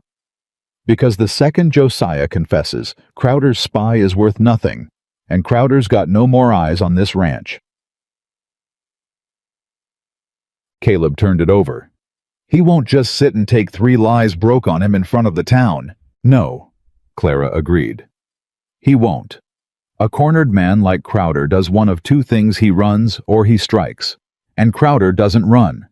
Amos told me Crowder collects, so he'll strike. And I think I know how. She tapped the false notice. He called a public meeting. Why public? A man foreclosing quiet does it in a lawyer's office, not in front of the town. He wants it public because he means to do more than take the ranch. He means to break Mr. Hawthorne in front of everyone, so that no other rancher in this valley ever dares stand against him again. Hawthorne Ridge isn't the prize. Hawthorne Ridge is the lesson. He's going to make an example of the one man foolish enough to hire a bookkeeper who reads. The kitchen was quiet. Then we'll give the town a meeting, Caleb said. Slow, won't we? We'll give the town a meeting, Clara said, that Silas Crowder will wish to God he'd never called. The 9 days were not quiet. On the 3rd day, Josiah rode down and brought his Sadie up the mountain wrapped in a quilt against his chest, and Clara Whitcomb met them in the yard, and she took one look at the child, small and gray and light as a bird, with the 2 bright eyes of a sick thing, and she rolled up her sleeves and became on the spot the mother the girl hadn't had in 3 years. She fed her broth by the spoonful. She sat with her through the coughing nights. And Sadie Teal, who had been fading by inches in a hot, low shack in town, drew the first easy breath she'd drawn in a year, up in that dry, high air. And by the 6th day she was sitting up, and by the 8th she smiled. And Josiah Teal watched his daughter smile and had to leave the room. And Clara let him go without a word, because some things a man does alone. On the 5th day, trouble came up the mountain in a buggy. It was Crowder's lawyer, a sleek young man named Pruitt, and he came with papers and a smile very like his master's, and he found Caleb in the yard and never got down from the buggy. Mr. Hawthorne, Pruitt said, Mr. Crowder sends his regards and a final offer in the hope of sparing you the unpleasantness of the 15th. He held out a folded paper. Sign this, and Mr. Crowder will accept the ranch in quiet settlement of the note. Cancel the debt entire, and as a Christian kindness allow you to stay on as a hired hand on your own land at fair wages so you needn't be turned out homeless. It's a generous end to a sad business. He asks only that you sign before the meeting, so the town needn't witness your ruin. Caleb Hawthorne walked up to the buggy and took the paper and read it, and Clara, watching from the porch, saw him read it all the way through, calm as still water. Then he handed it back. Tell Silas, Caleb said, that I read his generous offer twice to be fair to it, and tell him I noticed the part where a man's supposed to sign away his home in the dark quiet before anyone can see, so's nobody ever asks how the debt got so big. He touched his hat polite as church. And tell him I've got no interest in a quiet settlement. I've got a powerful interest in a loud one. Tell him I'll see him on the 15th in the daylight in front of the whole town, and he can bring every paper he's got, and I'll bring every one I've got, and we'll let the valley decide whose numbers are honest. You tell him that Mr. Pruitt word for word. Can you carry it, or shall I write it down? On. Pruitt's smile had gone stiff. You're making a grave mistake, Mr. Hawthorne. Mr. Crowder holds every card. Then he won't mind playing 'em face up, Caleb said, in front of everybody. Good day. Mind the ruts on the way down. They'll take a wheel if you let 'em. And he turned his back on Crowder's lawyer and walked away, and Clara Whitcomb, watching from the porch, thought her heart might come clean out of her chest with the pride of it. Pruitt's buggy hadn't cleared the yard before she was down the steps. He'll strike now, she said. You just turned down his quiet ending. You've left him only the loud one, and a man like that can't afford to lose loud, so he'll do something before the 15th to make sure he can't lose. We've 5 days. What does he do with 5 days? I don't know, Caleb admitted. What does he do? Something to our proof, Clara said, and a cold dread walked up her back as she said it. Everything we have is on paper, Mr. Hawthorne. The receipts, the clean book. The whole case is a box of paper in a house on a mountain, and Silas Crowder has just learned we won't fold." She turned toward the house, and the dread became a certainty. If I were Silas Crowder, and I'd learned my enemy's whole strength was a box of paper, I would burn the box. They doubled the watch that night and the next, and nothing came, and on the third night Clara had near talked herself out of the fear, and that of course was the night it came. It came as smoke. Pete smelled it first. The boy up for water and his shout brought the whole ranch out of their beds into the dark, and there was an orange flicker, low at the back of the house, at the very window of the little room with the lock. Clara's room, where the box of receipts and the clean account book sat on the table, and someone had piled brush against the wall beneath that window and set it alight, and the flame was already licking up the dry old boards toward the sill. What happened next happened fast, and Clara would put it back together only later. Caleb was across the yard before anyone else had their wits, shouting for the water line for the men for buckets, and Dutch was hauling the barn pump handle like a man half his age, and the whole ranch became in one instant a chain of hands and buckets fighting a fire in the dark, and Clara Whitcomb ran the wrong way. She ran into the house, because the case was in that room. 9 days of work, and Dutch's whole testimony written down, and 2 years of receipts that could not be replaced, and if the fire took the room, it took the case. And if it took the case, then Crowder won, no matter what. Any man swore on the 15th. And so Clara Whitcomb ran into a smoking house after a box of paper, and she got the door of the little room open, and the smoke rolled out at her, and she went in low, the way her father had taught her a lifetime ago in a store fire in Baltimore, and she got her arms around the box. And the window burst inward with the heat, and the fire came in with it, and Clara Whitcomb stood in a room filling with smoke with the whole case clutched to her chest, and could not suddenly find the door. "Miss Whitcomb." It was Caleb's voice, huge from somewhere in the gray, and then it was Caleb's hands finding her in the smoke, one arm going around her, and the box both, and hauling her bodily off her feet, and he carried her out the way. A man carries a child from a flood straight through the smoke, and out the front, and down the steps, into the clean night air, and he set her down in the yard, and pried the box from her arms, and shoved it at Pete, and then took her by both shoulders, and his face. His still weather-calm face was a thing come apart entirely. "You ran into a fire," he said, and his voice shook so bad it barely held. "You ran into a burning house, for paper. Woman, are you out of your—" He stopped. He couldn't finish it. His hands were gripping her shoulders like he had to hold her to the ground, or she'd run into something else. Don't you ever.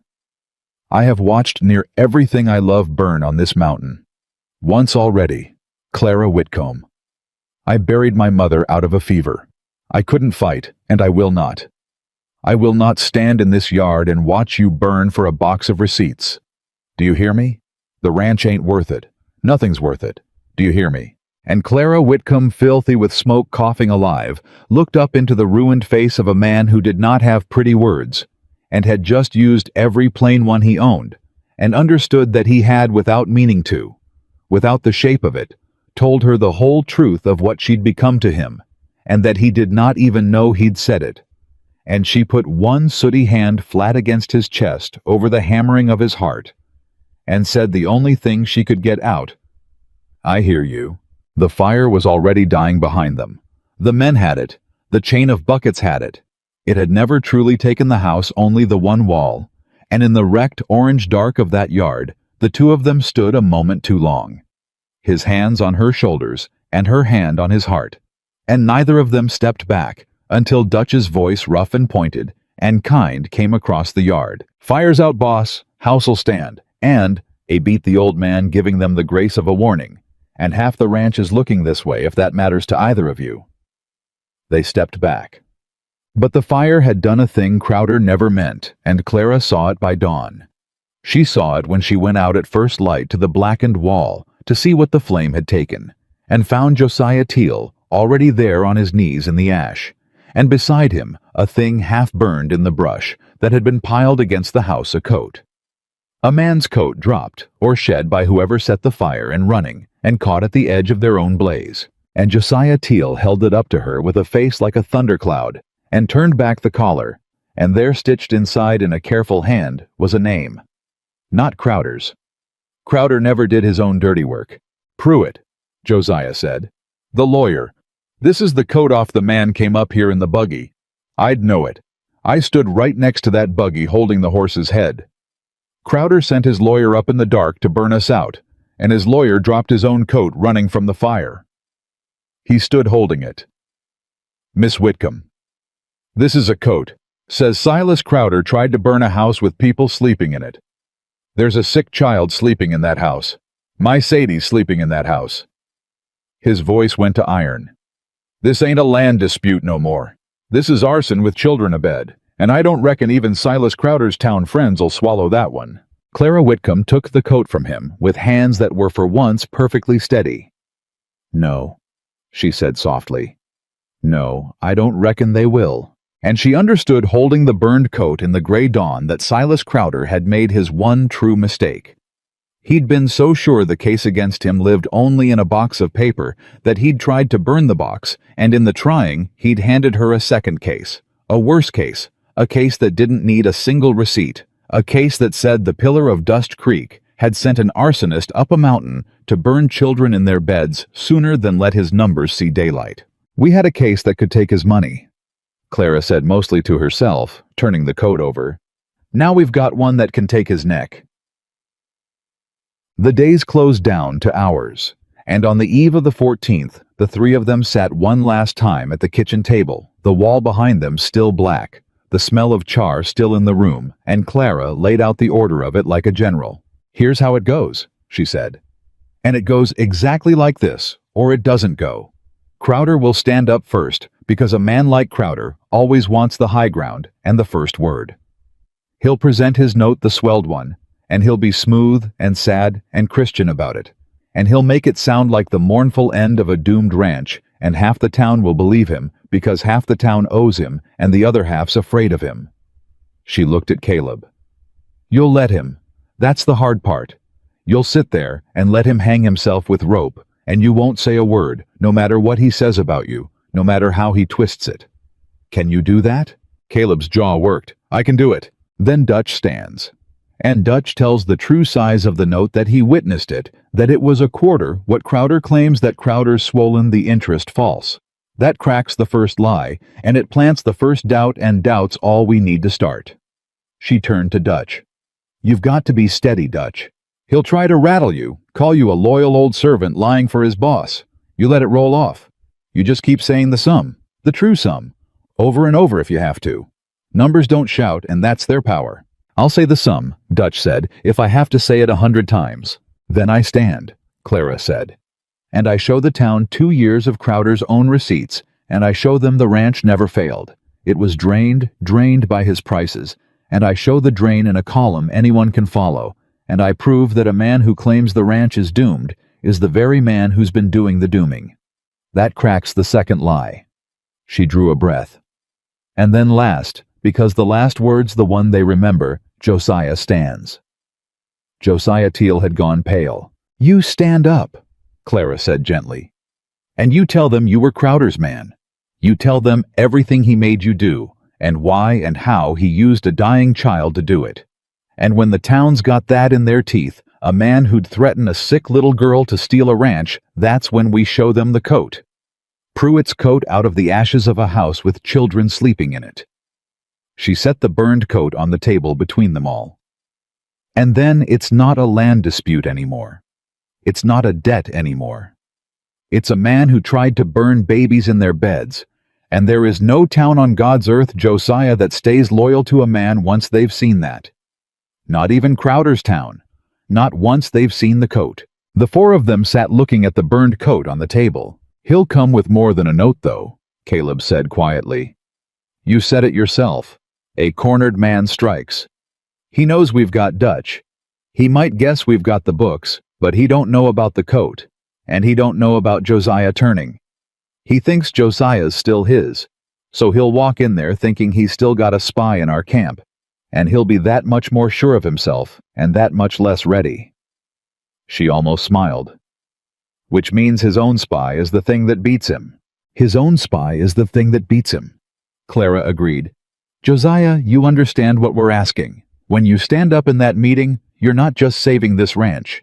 You're standing up in front of the whole town that Crowder owns the town, that watched me get told no at 9 doors, and you're telling them you were a thief and a spy, and you're doing it with your daughter's life still half in Crowder's hand, because he still owns the doctor, he still owns the road.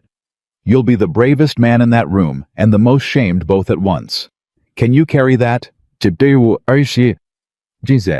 Josiah Teal looked at the burned coat.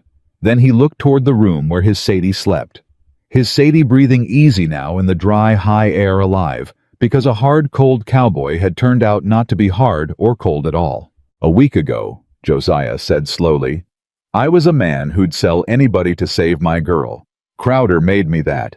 He looked at a father's love, and he saw a handle to grab, and he grabbed it, and he used the best thing in me to make me do the worst things I ever done. He looked up, and his eyes were steady. So yes, ma'am, I can carry it, because standing up in that meeting and telling the truth ain't me risking my Sadie. It's me being the kind of man my Sadie can be proud she came from. And if Crowder wants to take that from me too, the road, the doctor, all of it, then I'll find another road and another doctor, because Caleb Hawthorne just showed me there's more than one man in this world with a high dry ranch and a spare bed, and I'll be damned if I spend one more day letting Silas Crowder tell me the only door in the valley is his. His fist closed on the table.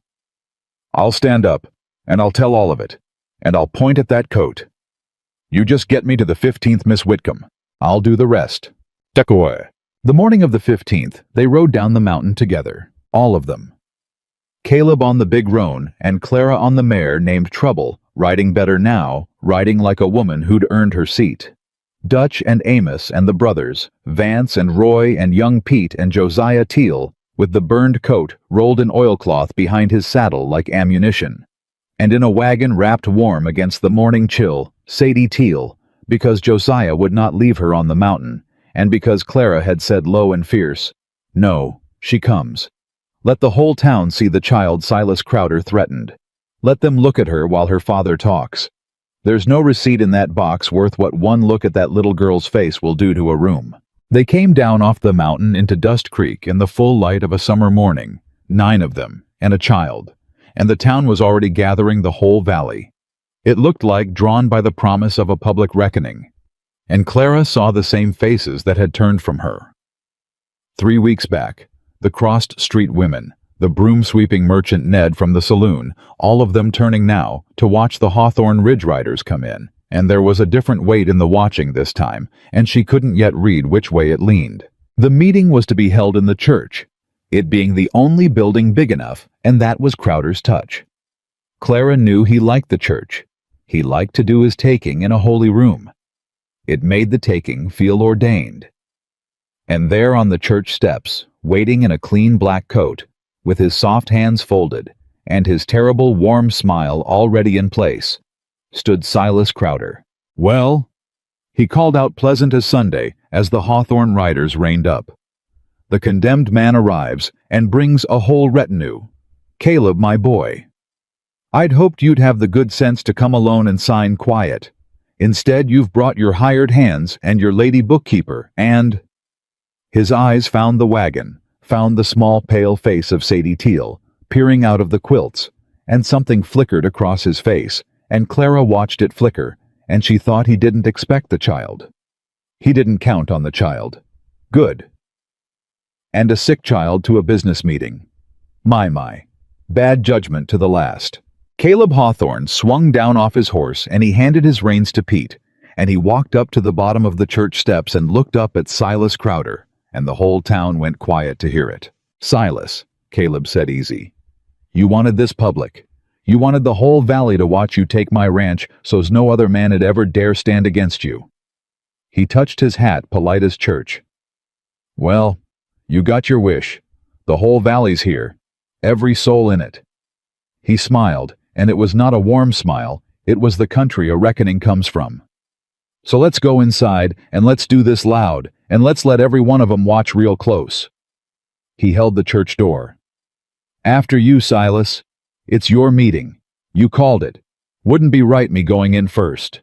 And Silas Crowder, for the first time in the memory of anyone watching, hesitated on his own church steps, just a half second, just a flicker, before he pasted the smile back on and walked in through the door.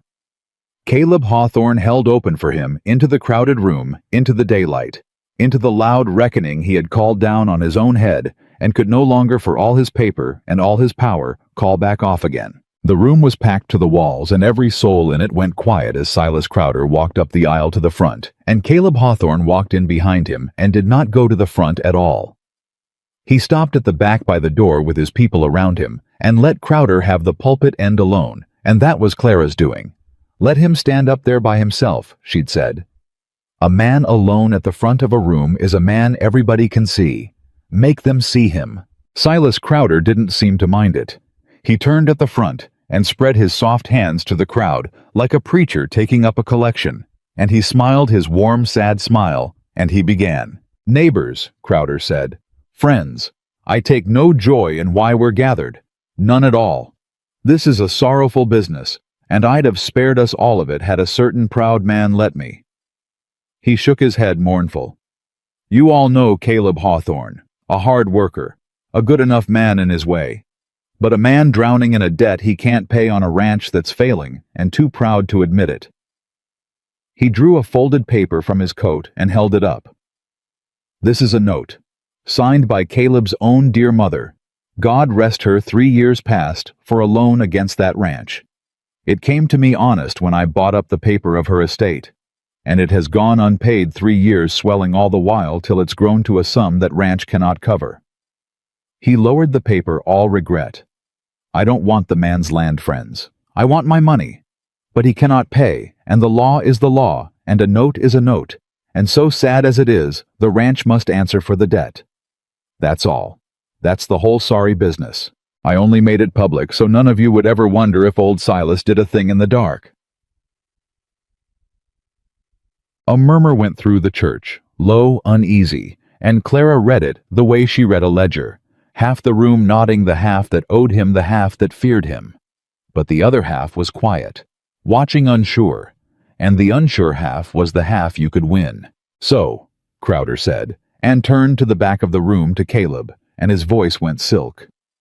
"Unless the proud man's got some magic in his pocket that'll pay a debt he's ignored 3 years, I'd say there's nothing left to do but sign. Caleb, have you got anything to say before we settle this like Christians?"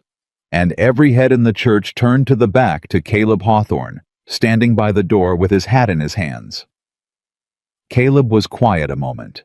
"I've got a good deal to say, Silas," he said, "but I'm a slow man, and I'd sooner let folks who talk better than me say the first of it." He didn't move from the back. "Dutch, you want to tell these good people about that note, Bawan?" Dutch Kroll stepped forward from the crowd, and the room turned to look at the old foreman. And Clara watched Crowder's smile hold steady. He expects this. She thought he's ready for the loyal old servant. He's got his answer loaded. And she thought, good. Let him fire it. He doesn't know what comes after. "My name's Dutch Kroll," Dutch said loud enough for the back wall. "I've foremaned Hawthorne Ridge 30 years. Worked for Caleb's father before him. And I'm here to tell you all a plain thing about that note Mr. Crowder's holding up so proud." He pointed at it. "I witnessed it. I was in the room the day Sarah Hawthorne signed it. Me and her and Crowder and a bankman out of Pueblo. And I heard the sum said out loud, and I watched it written down, and I'll swear on any Bible in this church that the note Sarah Hawthorne signed was for a quarter less than a quarter of what that man's claiming today." The murmur jumped. Crowder's smile didn't move. He'd been waiting for exactly this. "Neighbors," Crowder said, gentle, sorrowful. "You'll forgive an old servant his loyalty. Dutch Kroll has eaten off Hawthorne's table 30 years. Of course he'll say what saves his master's ranch, and his own bed with it. Would any of you expect different from a faithful old dog?" He shook his head kindly. "I don't blame him. I honor his loyalty. But loyalty ain't proof, friends, and a witness who eats where the verdict falls is no witness at all. The paper says what it says. Have you got anything but your master's dinner to back your word, Dutch?" And there it was.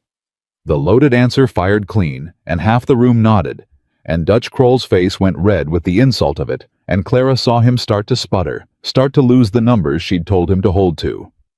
Steady Dutch, she thought. Just the sum. Just the sum. But it was Caleb who answered from the back quiet. He's got the bankman, Silas. The church went still. The fella out of Pueblo, Caleb said. The one witnessed alongside Dutch. Bank keeps its own record of a note it lends against, don't it? Independent record. Wrote down the true sum the day it was signed in a ledger 3 years old that no man could go back and swell. He looked at Crowder. I sent a rider to Pueblo 9 days ago, Silas. Same day your letter came. He got back the night before last. Caleb drew a folded paper from his own coat. This here's a certified copy of the bank's record of that note. The true sum. Sarah Hawthorne's own honest debt in a ledger you never had your hands on and never could. He held it up. It matches Dutch to the penny, and it don't match your paper by a country mile. For the first time, Silas Crowder's smile slipped. Just a crack, just a flicker at the corner. But the whole front of the church saw it, and a sound went through the room. Not a murmur now, something sharper, the sound of a crowd feeling the ground shift. That's a forgery, Crowder said, and his voice had a hair of a rasp in it that hadn't been there. Anyone can wave a paper and call it a bank's. It's certified, Clara Whitcomb said. She said it from the crowd clear and cold, and every head turned to her, and Silas Crowder's eyes found her, and the warmth went clean out of them. It's certified by the bank's own seal, and the notary's stamp, Mr. Crowder, Clara said, stepping forward now into the open aisle. And the bank man who wrote it is named on it, and he's alive, and he's in Pueblo, and any soul in this room can ride 2 days and ask him to his face. That's not a paper anyone can wave. That's a paper you'd have to bribe a whole bank to break. And you don't own the Pueblo Bank, Mr. Crowder. You only own Dust Creek. She let that land. You forgot there was a world past the mountains. You've owned this one valley so long you forgot the paper you couldn't reach. Crowder's jaw had set hard. And who, he said low, are you to lecture me on paper? I'm the bookkeeper, Clara said. The one you told to my face in your own store that Caleb Hawthorne never questions a figure. You remember. You laughed when you said it. You thought it was safe to tell me because you thought I was decoration.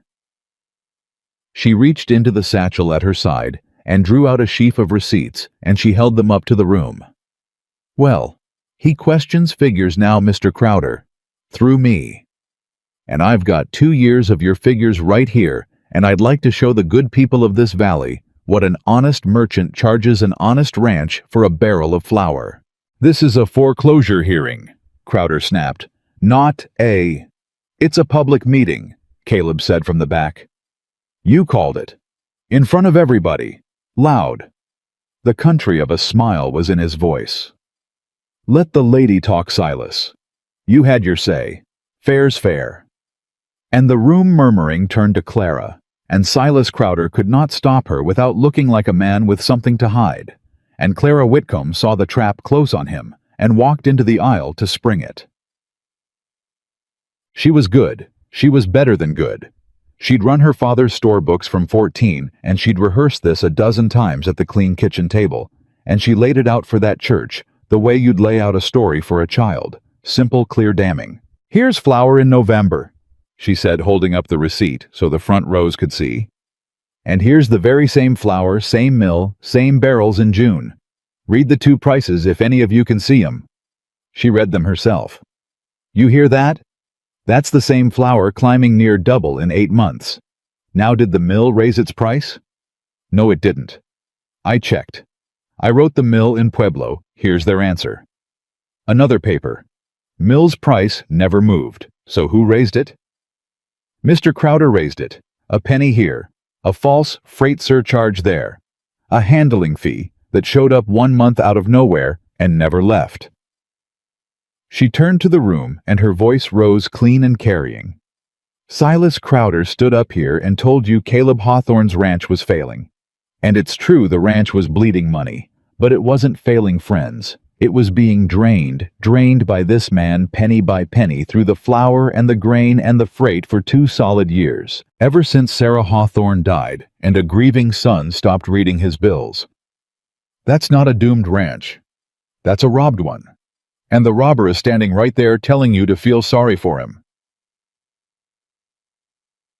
The church erupted. Not all of it.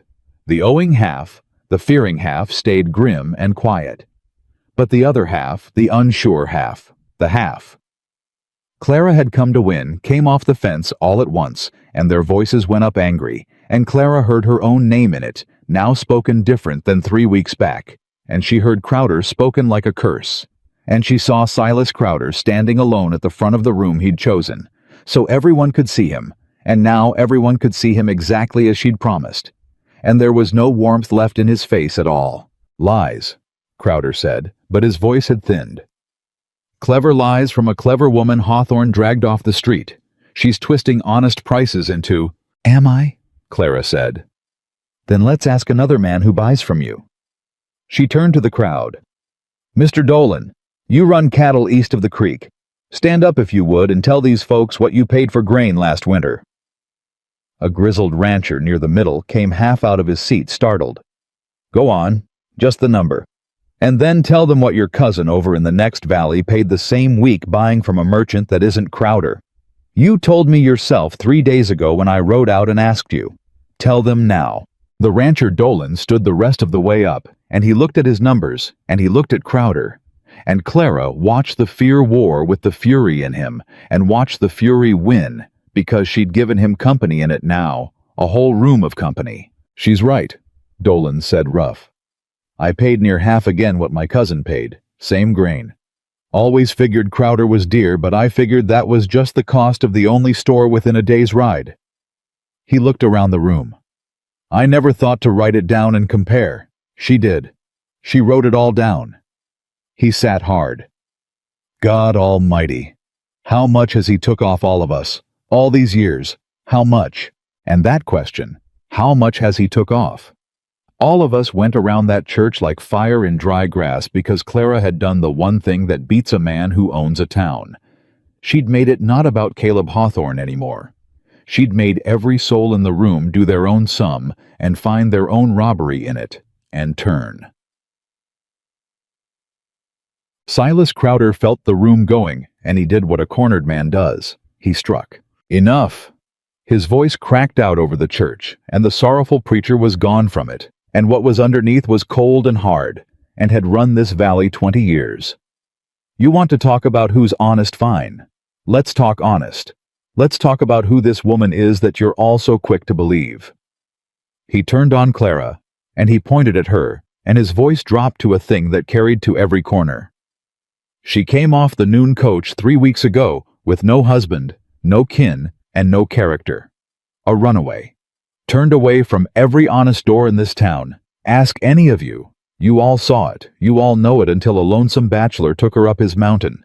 And now here she stands testifying for the man who feeds her and beds her. And you'd take her word over mine.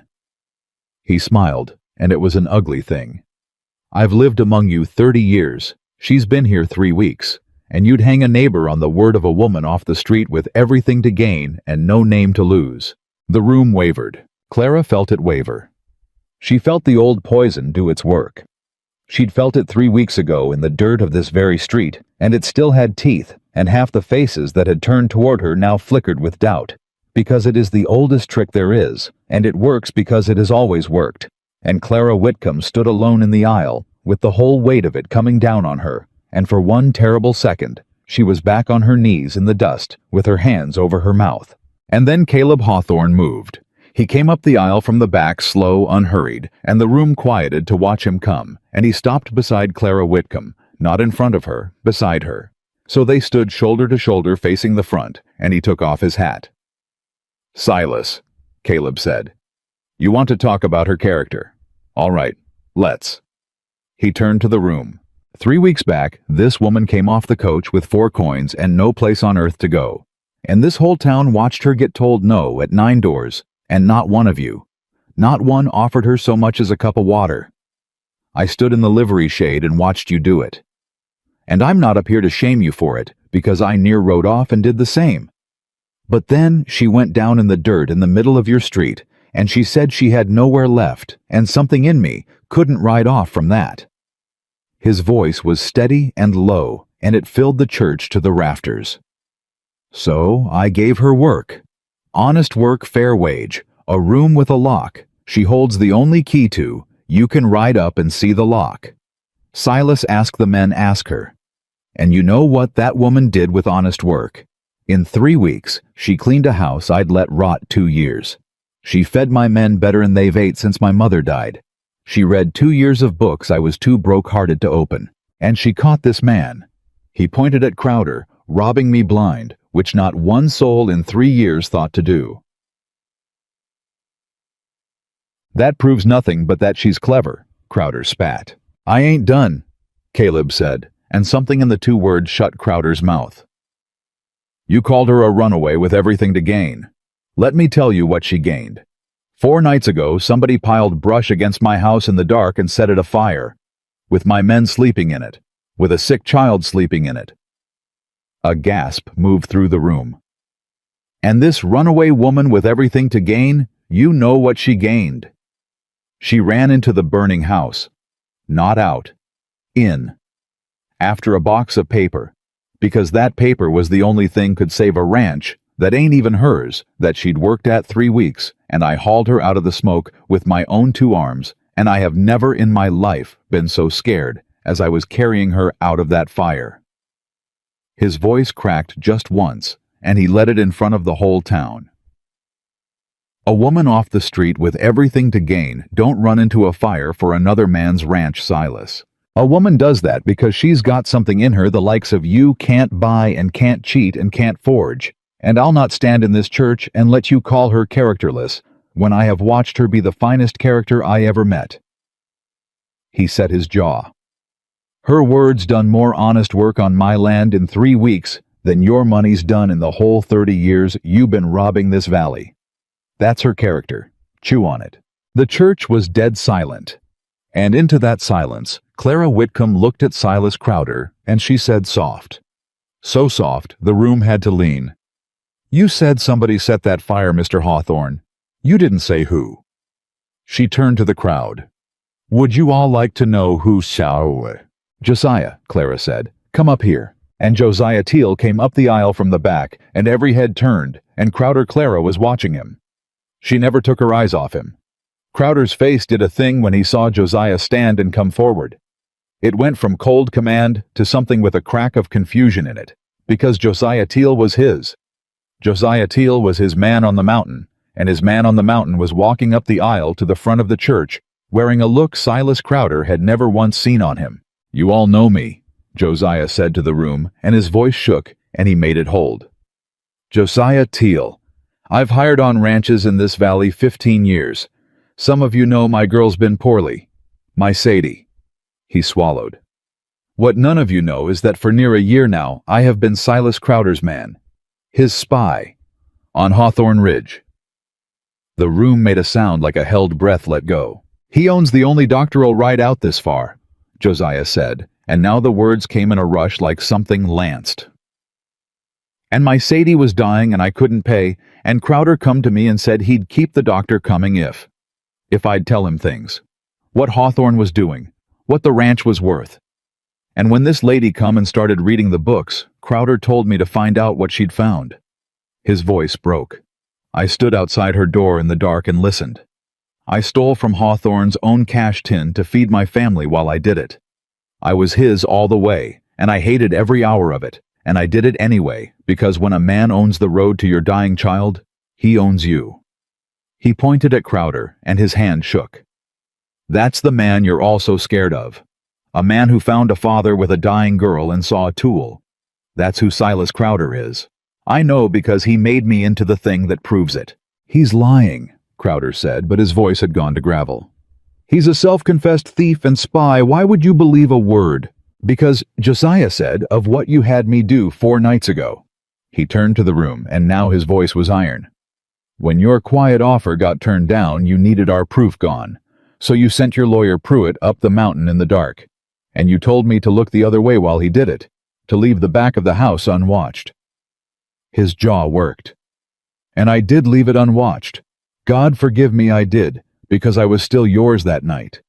And Pruitt piled brush on Hawthorne's house and set it afire with a sick child sleeping inside with my own Sadie sleeping inside, because I'd already brought her up the mountain by then, and Crowder didn't know it, or didn't care, and your man near burned my daughter alive to save you a bad afternoon in court." The room was on its feet now, shouting, and Clara had to raise her voice over it. "And Pruitt," she called out, running from the fire in the dark, dropped his coat. She reached to Josiah, and Josiah unrolled the oilcloth and held up the burned coat and turned the collar out to the room. His name stitched in it, right here. Silas Crowder's own lawyer's coat, pulled from the ashes of a house with children sleeping in it. She held it high, turning slow so every soul could see. "You wanted a public meeting, Mr. Crowder. You wanted the whole valley to watch. Well, here they are, watching. Look at them, look at you." Oh. Silas Crowder looked, and Clara Whitcomb watched the thing she'd been working 3 weeks toward finally happen. Watched a man who owned a valley lose it all at once in a single room in the space of a breath. Because he could survive being called a cheat. Cheating was just sharp dealing, and half these men respected sharp dealing. He could survive a swelled note. That was lawyers' business, and lawyers swelled everything. But there is no man alive can survive a room full of neighbors learning he tried to burn a child in her bed. That is the one theft a town won't forgive, because it isn't a theft of money. It's a theft of the one thing every hard, poor, frightened family in that valley had left, the belief that a child at least was safe. And they'd all seen the coat. That's... Crowder started and stopped, because for the first time in 30 years, Silas Crowder looked out at Dust Creek and saw no friends in it. The owing half wouldn't meet his eye. A debt to a cheat is one thing. A debt to a man who burns children is a shame you don't want witnessed.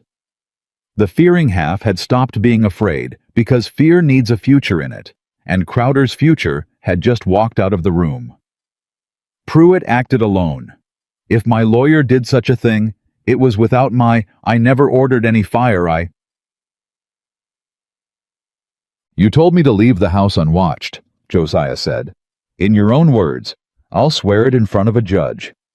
"And I'll swear to the note," Dutch said. "And I've got the bank's certified record," Caleb said. "And I've got 2 years of your receipts," Clara said. "And a Mills letter, and Mr. Dolan's word, and the coat with your lawyer's name in it." She stepped toward him, and her voice was very quiet and very clear, and it reached every corner of that silent church. "You built your whole kingdom on one thing, Mr. Crowder. On there being no one to say the true number out loud. One honest witness to the note. One clean column of your prices. One father brave enough to confess. One coat you didn't know you'd lost. That's all it ever took, one of each, and you'd made sure for 30 years there was never one of anything. And then a coach came in one noon with a bookkeeper on it that nobody wanted." She let it land. "You should have hired me, Mr. Crowder. You tried. Remember? You offered me a place in your store. You knew even then that the only thing in this valley that could beat you was somebody who reads. You just made the one mistake you never made before." Her voice dropped. "You were too late." Yeah. It broke fast after that, the way a dam breaks fast once the first stone goes. The town's own men took it up. Not Caleb, not Clara. The town itself, which was the only way it could truly end. The rancher Dolan stood and demanded an accounting of every price Crowder had charged the valley, and a dozen voices rose to back him. Someone shouted for the marshal from the next county, since Dust Creek's own lawman owed Crowder money and couldn't be trusted, and 3 men volunteered to ride for him that hour to bring the law that Crowder didn't own to look at a note that was forged, and a fire that was arson. And Silas Crowder stood alone at the front of the church he'd chosen, so the whole town could watch, and watch the whole town turn from him face by face, exactly as Clara had promised, and there was nothing left in his soft hands to stop it with. He tried once more. Of course he did. His kind always tries once more. "You need me," he said to the room, and there was something almost like begging under it now. "Who'll carry your notes in a hard year? Who'll extend you credit when the drought comes? You'll be sorry you. We'll carry each other, Caleb Hawthorne said. The way we should have been doing all along, instead of letting one man own the lot of us, because we were too scared and too scattered to do our own sums. He looked around the church at his neighbors. She taught me that up on my mountain, that a thing you're too broke-hearted or too proud or too scared to look at square's a thing that'll rob you blind in the dark. So we'll look square from now on, all of us, together. And we won't need your notes, Silas. We'll need each other, and it'll cost us nothing but the trouble of being honest. He put his hat back on. You can go now. The marshal'll want you when he comes, so don't go far. But you can get out of this church. You've took up enough room in it for one lifetime. And Silas Crowder. Silas Crowder, who had owned a valley, walked down the aisle of that church alone, through a crowd that drew back its skirts and its coats so as not to touch him out the door. Caleb had held open for him an hour before, and out into the summer street, where he had once watched a bookkeeper get told no at 9 doors, and not one soul in Dust Creek went out after him, and the door swung shut, and it was done. The room let out a breath. It had held an hour, and then it roared, but Clara Whitcomb didn't hear the roar, because Caleb Hawthorne had turned to her in the middle of it, in the middle of the whole shouting church, and he was looking at her with his hat in his hands, and his still face come all the way open, and whatever he'd meant to say, he didn't say it, because there weren't words in Caleb Hawthorne for what was on his face, and both of them knew it. You did it, Clara said, to save him having to find them. You and Dutch and Josiah. You did it. No, Caleb said. Clara. Just her name. He'd never once used just her name. No. And that was as far as he got, because Josiah Teal was there gripping Caleb's arm, gripping Clara's, weeping open, now that it was over, saying thank you. Thank you. You gave me back my girl and my name, both in one day. And then Dutch was there, and Amos and old Dolan pumping Caleb's hand, and the whole church closing warm around the Hawthorne Ridge people, and the moment folded back into the crowd, unfinished waiting. But Clara had seen it. She'd seen his face come open, and she'd heard him say just her name like it cost him everything, and she carried it out of that church like a coal held careful in 2 hands. They rode back up the mountain in the late gold of that long afternoon, all of them, and Sadie Teal rode in the wagon with color in her cheeks that hadn't been there a week ago, and the valley they climbed away from was for the first time in 30 years nobody's but its own. It was 3 evenings later, when the dust of it had settled and the marshal had come and taken Crowder's papers, and Crowder with them, that Caleb Hawthorne found Clara out past the house in the last of the light and finally said the thing he hadn't been able to say in the church. He didn't say it well. He never would say anything well, and Clara had come to understand that a man who says things badly and means them all the way is worth 10 who say them pretty and mean them halfway. That first day, Caleb said, in town. You asked me why. Why'd I cross the street for a stranger? He turned his hat in his hands. I told you, a man crossed for me once and I was paying it forward. And that was true. But it weren't the whole truth, and I didn't know the whole truth myself till I was hauling you out of that fire. He made himself look at her. The whole truth is, I crossed that street, because when you went down in the dirt and said you had nowhere left to go, something in me said she does now. She's got a place now if I've got the nerve to offer it. And I near didn't have the nerve. But I did. And it's the one brave thing I ever done that mattered Clara out of a life of hard work that mostly didn't. His voice went rough. This ranch was just land before you came. I worked it and I slept on it and I buried my mother on it and it was just land. You made it a home. And I'm no good at pretty words, and I ain't going to find any now, so I'll just say the plain thing, and you can do with it what you want. He drew a breath. I don't want you to stay as my bookkeeper, wages and a locked room. I want you to stay as mine, as my partner. My wife, if you'll have a hard, silent man that says everything wrong. Stay because you want to, not because you got nowhere else. Because you have got somewhere else now, Clara, you could go anywhere. You're the finest bookkeeper in the territory, and half this valley owes you their savings. You can go anywhere on earth. I'm asking you to stay anyhow, here, with me. And Clara Whitcomb, who 3 weeks ago had knelt in the dirt of Dust Creek, with her hands over her mouth, believing she was worth nothing to anyone, stood in the summer evening on a mountain that had become the only home she'd ever truly had, and looked at the man who had never once mistaken her for less than she was. "I'll stay," she said. "On one condition, Caleb Hawthorne, and I mean it, so hear me." "Name it." "You never again mistake silence for weakness," Clara said, and her voice shook and held.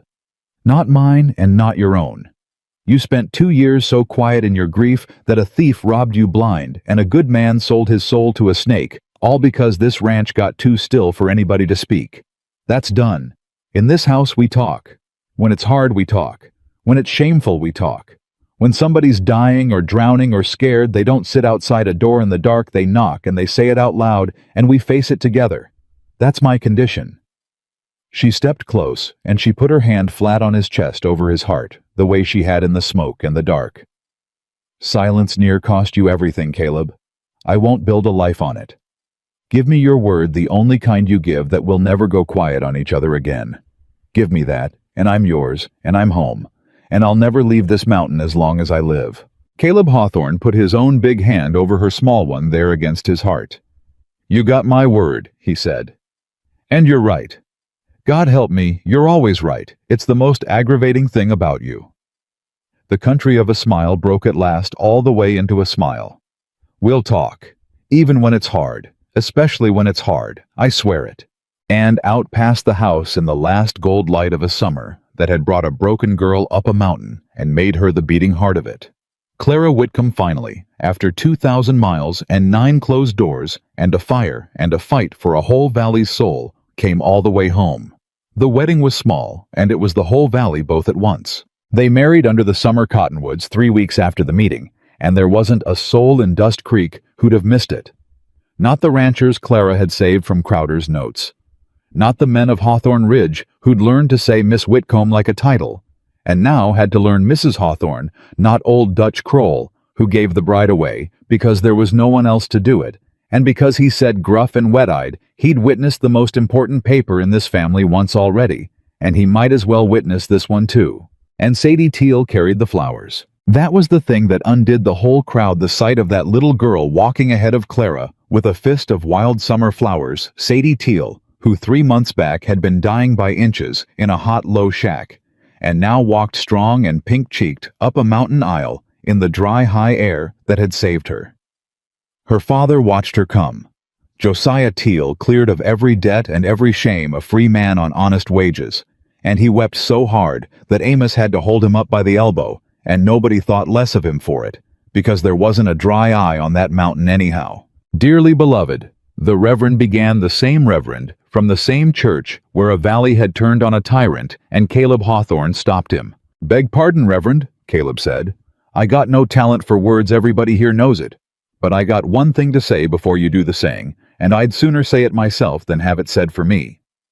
That's the first promise I made this woman, that we'd talk, even when it's hard, especially when it's hard. So I'll start now out loud in front of everybody." He turned to Clara, and he did not have his hat to turn in his hands, so his hands just hung there honest and empty. "Clara, 3 months back you came off a coach with 4 coins, and this whole town watched you go down in the dirt, and I near rode off same as everybody. Near." He swallowed. "The bravest thing I ever did was not ride off. And every good thing in my life since has come out of that 1 minute I found the nerve to cross a street. I built a ranch you turned into a home. I was a man you turned into somebody worth the woman standing in front of me. I don't rescue you, Clara. I never did. I gave you a horse and a choice, and you did all the rest your own self, and you saved this whole valley doing it. So I'm not marrying a woman I rescued. I'm marrying the woman who rescued me and this ranch, and half these people standing here, and I want every soul on this mountain to know that's the plain, honest truth of it before I say I do." He nodded to the Reverend Ruff. "There. Now you can go on." Clara Whitcomb was crying and laughing, and she didn't care who saw, because she'd learned on this mountain that a strong woman is allowed to weep at her own wedding. "You said everything wrong," she told him through it. "As usual. And it was perfect, as usual. She took his empty, honest hands in both of hers. "Go on, Reverend, before he tries to talk again and ruins it." And the Reverend went on, and they said the words, and Caleb Hawthorne kissed his bride under the summer cottonwoods and the whole valley of Dust Creek. The same valley that had told a stranger no, at 9 doors stood up and roared for her and Clara Hawthorne, who had once believed herself worth nothing to anyone, stood at the center of a mountain full of people who'd have died for her, and understood finally, all the way down, that a woman's worth was never once the town's to decide, nor the aunt's who'd left, nor the 9 doors, nor Crowder's, nor anyone's. It had always been her own, and she had carried it up that mountain herself in a green trunk with 4 coins, and never let it go. Doctor! The months turned the way months do. The drought that Crowder had promised did come hard the way he'd said, but the valley met it different than it would have the year before. Because they'd learned the thing Clara taught them in a church one summer day, that a scattered, frightened people who won't do their own sums will always be owned by whoever will, and that the cure for it isn't a stronger master. It's each other. So when the dry hit, the valley didn't run to a note holder. It ran to a ledger, Clara's ledger. She sat down with every rancher who'd escaped Crowder's paper, and she taught them what she knew. The whole of it freely, the reading of a bill, and the catching of a cheat, and the keeping of an honest column, and they pooled their buying so no merchant could pick them off one at a time. And they carried the ones who fell short through the worst of it, and squared up when the rains came back, and Dust Creek came through that drought poorer but whole, and nobody lost a ranch, and nobody sold a soul. You made yourself unnecessary, Caleb told her one night, watching her pack her satchel for another day of riding out to teach some stubborn old cattleman his own accounts. You realize that. You taught 'em all to do the thing only you could do. Now they don't need you. That's the whole point of teaching Caleb, Clara said, and kissed the top of his head. You don't teach a man to read, so he'll always need you to read to him. You teach him so he never needs anybody again. A person who needs you is a person you've got a little power over. And I had enough of being in a valley full of people under one man's power. I'd sooner build one where nobody's under anybody's. She cinched the satchel. Besides, I don't want them to need me. I want them to want me. There's a world of difference, and it's the same difference you offered me in a hot street 3 months back, a choice not a chain. Turns out it's the only kind of thing worth building. Caleb looked at her the long moment. My mother would have liked you, he said, finally quiet. She'd have liked you a powerful lot. I know, Clara said softly, and sat down beside him, satchel forgotten. I keep her book, you know, the one where the ink stops. I never wrote back of that line like I promised, but I look at it some evenings. That last unfinished sum. She took his hand. And I don't see grief in it anymore, Caleb. I used to. Now I see a woman who was in the middle of taking care of her home when she got called away, and who'd be glad, I truly believe she'd be glad to know her boy finally let somebody in to finish the column. She squeezed his hand. We finished it. The sum she couldn't. That's what this whole ranch is now. It's her line finished. And Caleb Hawthorne. Hard silent. Caleb, who'd eaten 2 years of suppers on a porch so he wouldn't have to see his mother's empty kitchen, put his arm around his wife and did not say anything at all, because some silences aren't the robbing kind. Some silences are just 2 people who've said the true thing and don't need to crowd it with more words. And Clara had learned by then the difference between the silence that hides and the silence that holds, and she leaned into the one that holds and let it. Day. There was one more reckoning, though, before the story of that summer was fully closed, and it came up the mountain in the spring on a hired horse. It was Silas Crowder's lawyer, Pruitt, the coat man. He'd not gone to prison. The arson had been hard to pin on the man who ran from the fire, when the man who'd sent him took the fall for it, and Crowder had taken the fall. Crowder was serving his years in the territorial prison in Canyon City, his kingdom sold off to pay the ranchers he'd robbed his name, a curse from one end of the valley to the other. But Pruitt had walked mostly and slunk off, and nobody had expected to see him again. And now here he was riding up to Hawthorne Ridge alone, hat literally in his hand. The men saw him coming and went still and hard. Josiah Teal set down what he was holding and started for the barn where the rifles were not fast but sure. and it was Clara who stopped him with a hand on his arm. "Wait," she said. "Let's hear what a beaten man rides 2 days to say. We can always fetch the rifle after. Rifles keep." Pruitt reined up in the yard, and did not get down, and he looked at the ring of hard faces, and Clara saw that whatever had brought him up here had cost him something to do. "Mr. Hawthorne," Pruitt said. "Mrs. Hawthorne, I'll be quick and then I'll be gone and you'll never see me again. You have my word for what a snake's word is worth to you." He wet his lips. "I helped Silas Crowder rob this valley for 6 years. I drew the papers. I swelled the notes. I carried the threats. And 4 nights I'll answer for the rest of my life. I rode up this mountain in the dark, and I set a fire against a house with children in it because a man I was afraid of told me to." His voice was low and terrible. "I've had a year to sit with it. Crowder's in Canyon City and can't reach me anymore, and it turns out when the man you were afraid of is gone, all that's left is the things you did while you were afraid. And I can't live with the fire. That's the plain of it. I can live with the papers and the notes, God help me. I can't live with the fire." "Then why come here?" Caleb said flat. "You want forgiveness. You rode to the wrong mountain. That ain't ours to give. Ask the child you near burned." "I don't want forgiveness," Pruitt said. "I want to give you this." And he reached into his coat. Every man in the yard tensed, Josiah's hand twitching toward the barn again, and drew out a thick oilcloth packet and held it down to Clara, because he'd learned apparently who the real danger had always been. Every scheme Crowder ever ran, every rancher he cheated, every widow he squeezed, every note he swelled going back before you ever came. Names, sums, dates. I kept records. A lawyer keeps records. It's the one honest habit in a dishonest trade. I kept them to protect myself in case he ever turned on me." He pushed the packet at her. "Now I'm giving them to you, because you're the only person in this valley who'll know what to do with them. There's money in there that can be got back, Mrs. Hawthorne. Widows that can be made whole. People Crowder ruined years before you came, that everyone's forgotten that these papers can unruin." His hand shook. "It won't buy back the fire. Nothing buys back the fire. But it's the only thing I've got that's worth anything, and I'd sooner it did some good in your hands than sit rotting in mine reminding me what I am. That's all. Take it or burn it. Either way, I'm gone." Clara Whitcomb looked at the packet. Then she looked at the man holding it, this ruined, frightened lawyer who'd done a monstrous thing and ridden 2 days to try and turn it 1 inch toward the light. And she took the packet. "I'll use it," she said. "Every page. And I'll make right everyone in it I can reach." She held his eye. "I won't tell you you're forgiven, Mr. Pruitt, because Caleb's right. That's not mine to give, and it's not Sadie's father's, and it's surely not Sadie's.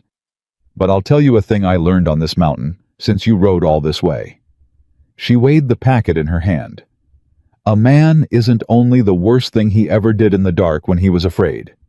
He's also what he does after in the daylight when he's not afraid anymore, and does the right thing anyhow with nothing to gain. You did a monstrous thing, and you rode up here and did a decent one, and both of them are true, and you'll carry both the rest of your life. That's the sentence, not prison. That, carrying both." She stepped back. "Now go, and do more decent ones, Mr. Pruitt, wherever you land. It's the only road back there is, and it's long, and you've took exactly 1 step of it today. Take another tomorrow, and the day after. That's how a soul gets rebuilt, same as a ledger, 1 honest line at a time, and you never go back of the line, you just keep writing forward till the new pages outweigh the old." Pruitt looked at her a long moment, and something in his ruined face. Not peace. He'd not earned peace, but the first far-off rumor of it moved. "Crowder always said you were the most dangerous person in the valley," he said quietly. "He was wrong, though. He thought you were dangerous because you could read his numbers."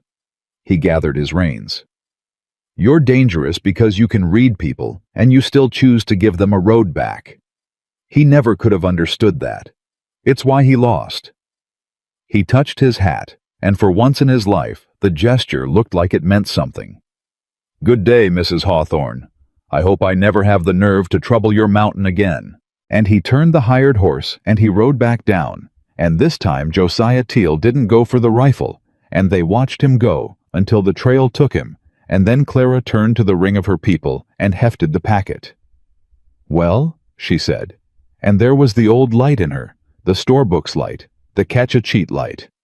"Looks like we've got a winter's worth of unruining to do. Dutch, clear the kitchen table. We're going to make some widows whole." And they did.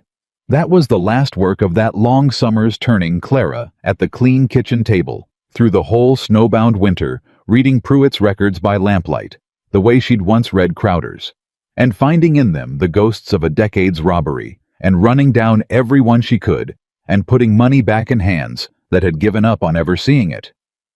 A widow 2 valleys over, who got back the price of the farm Crowder had stolen with a swelled note 8 years gone.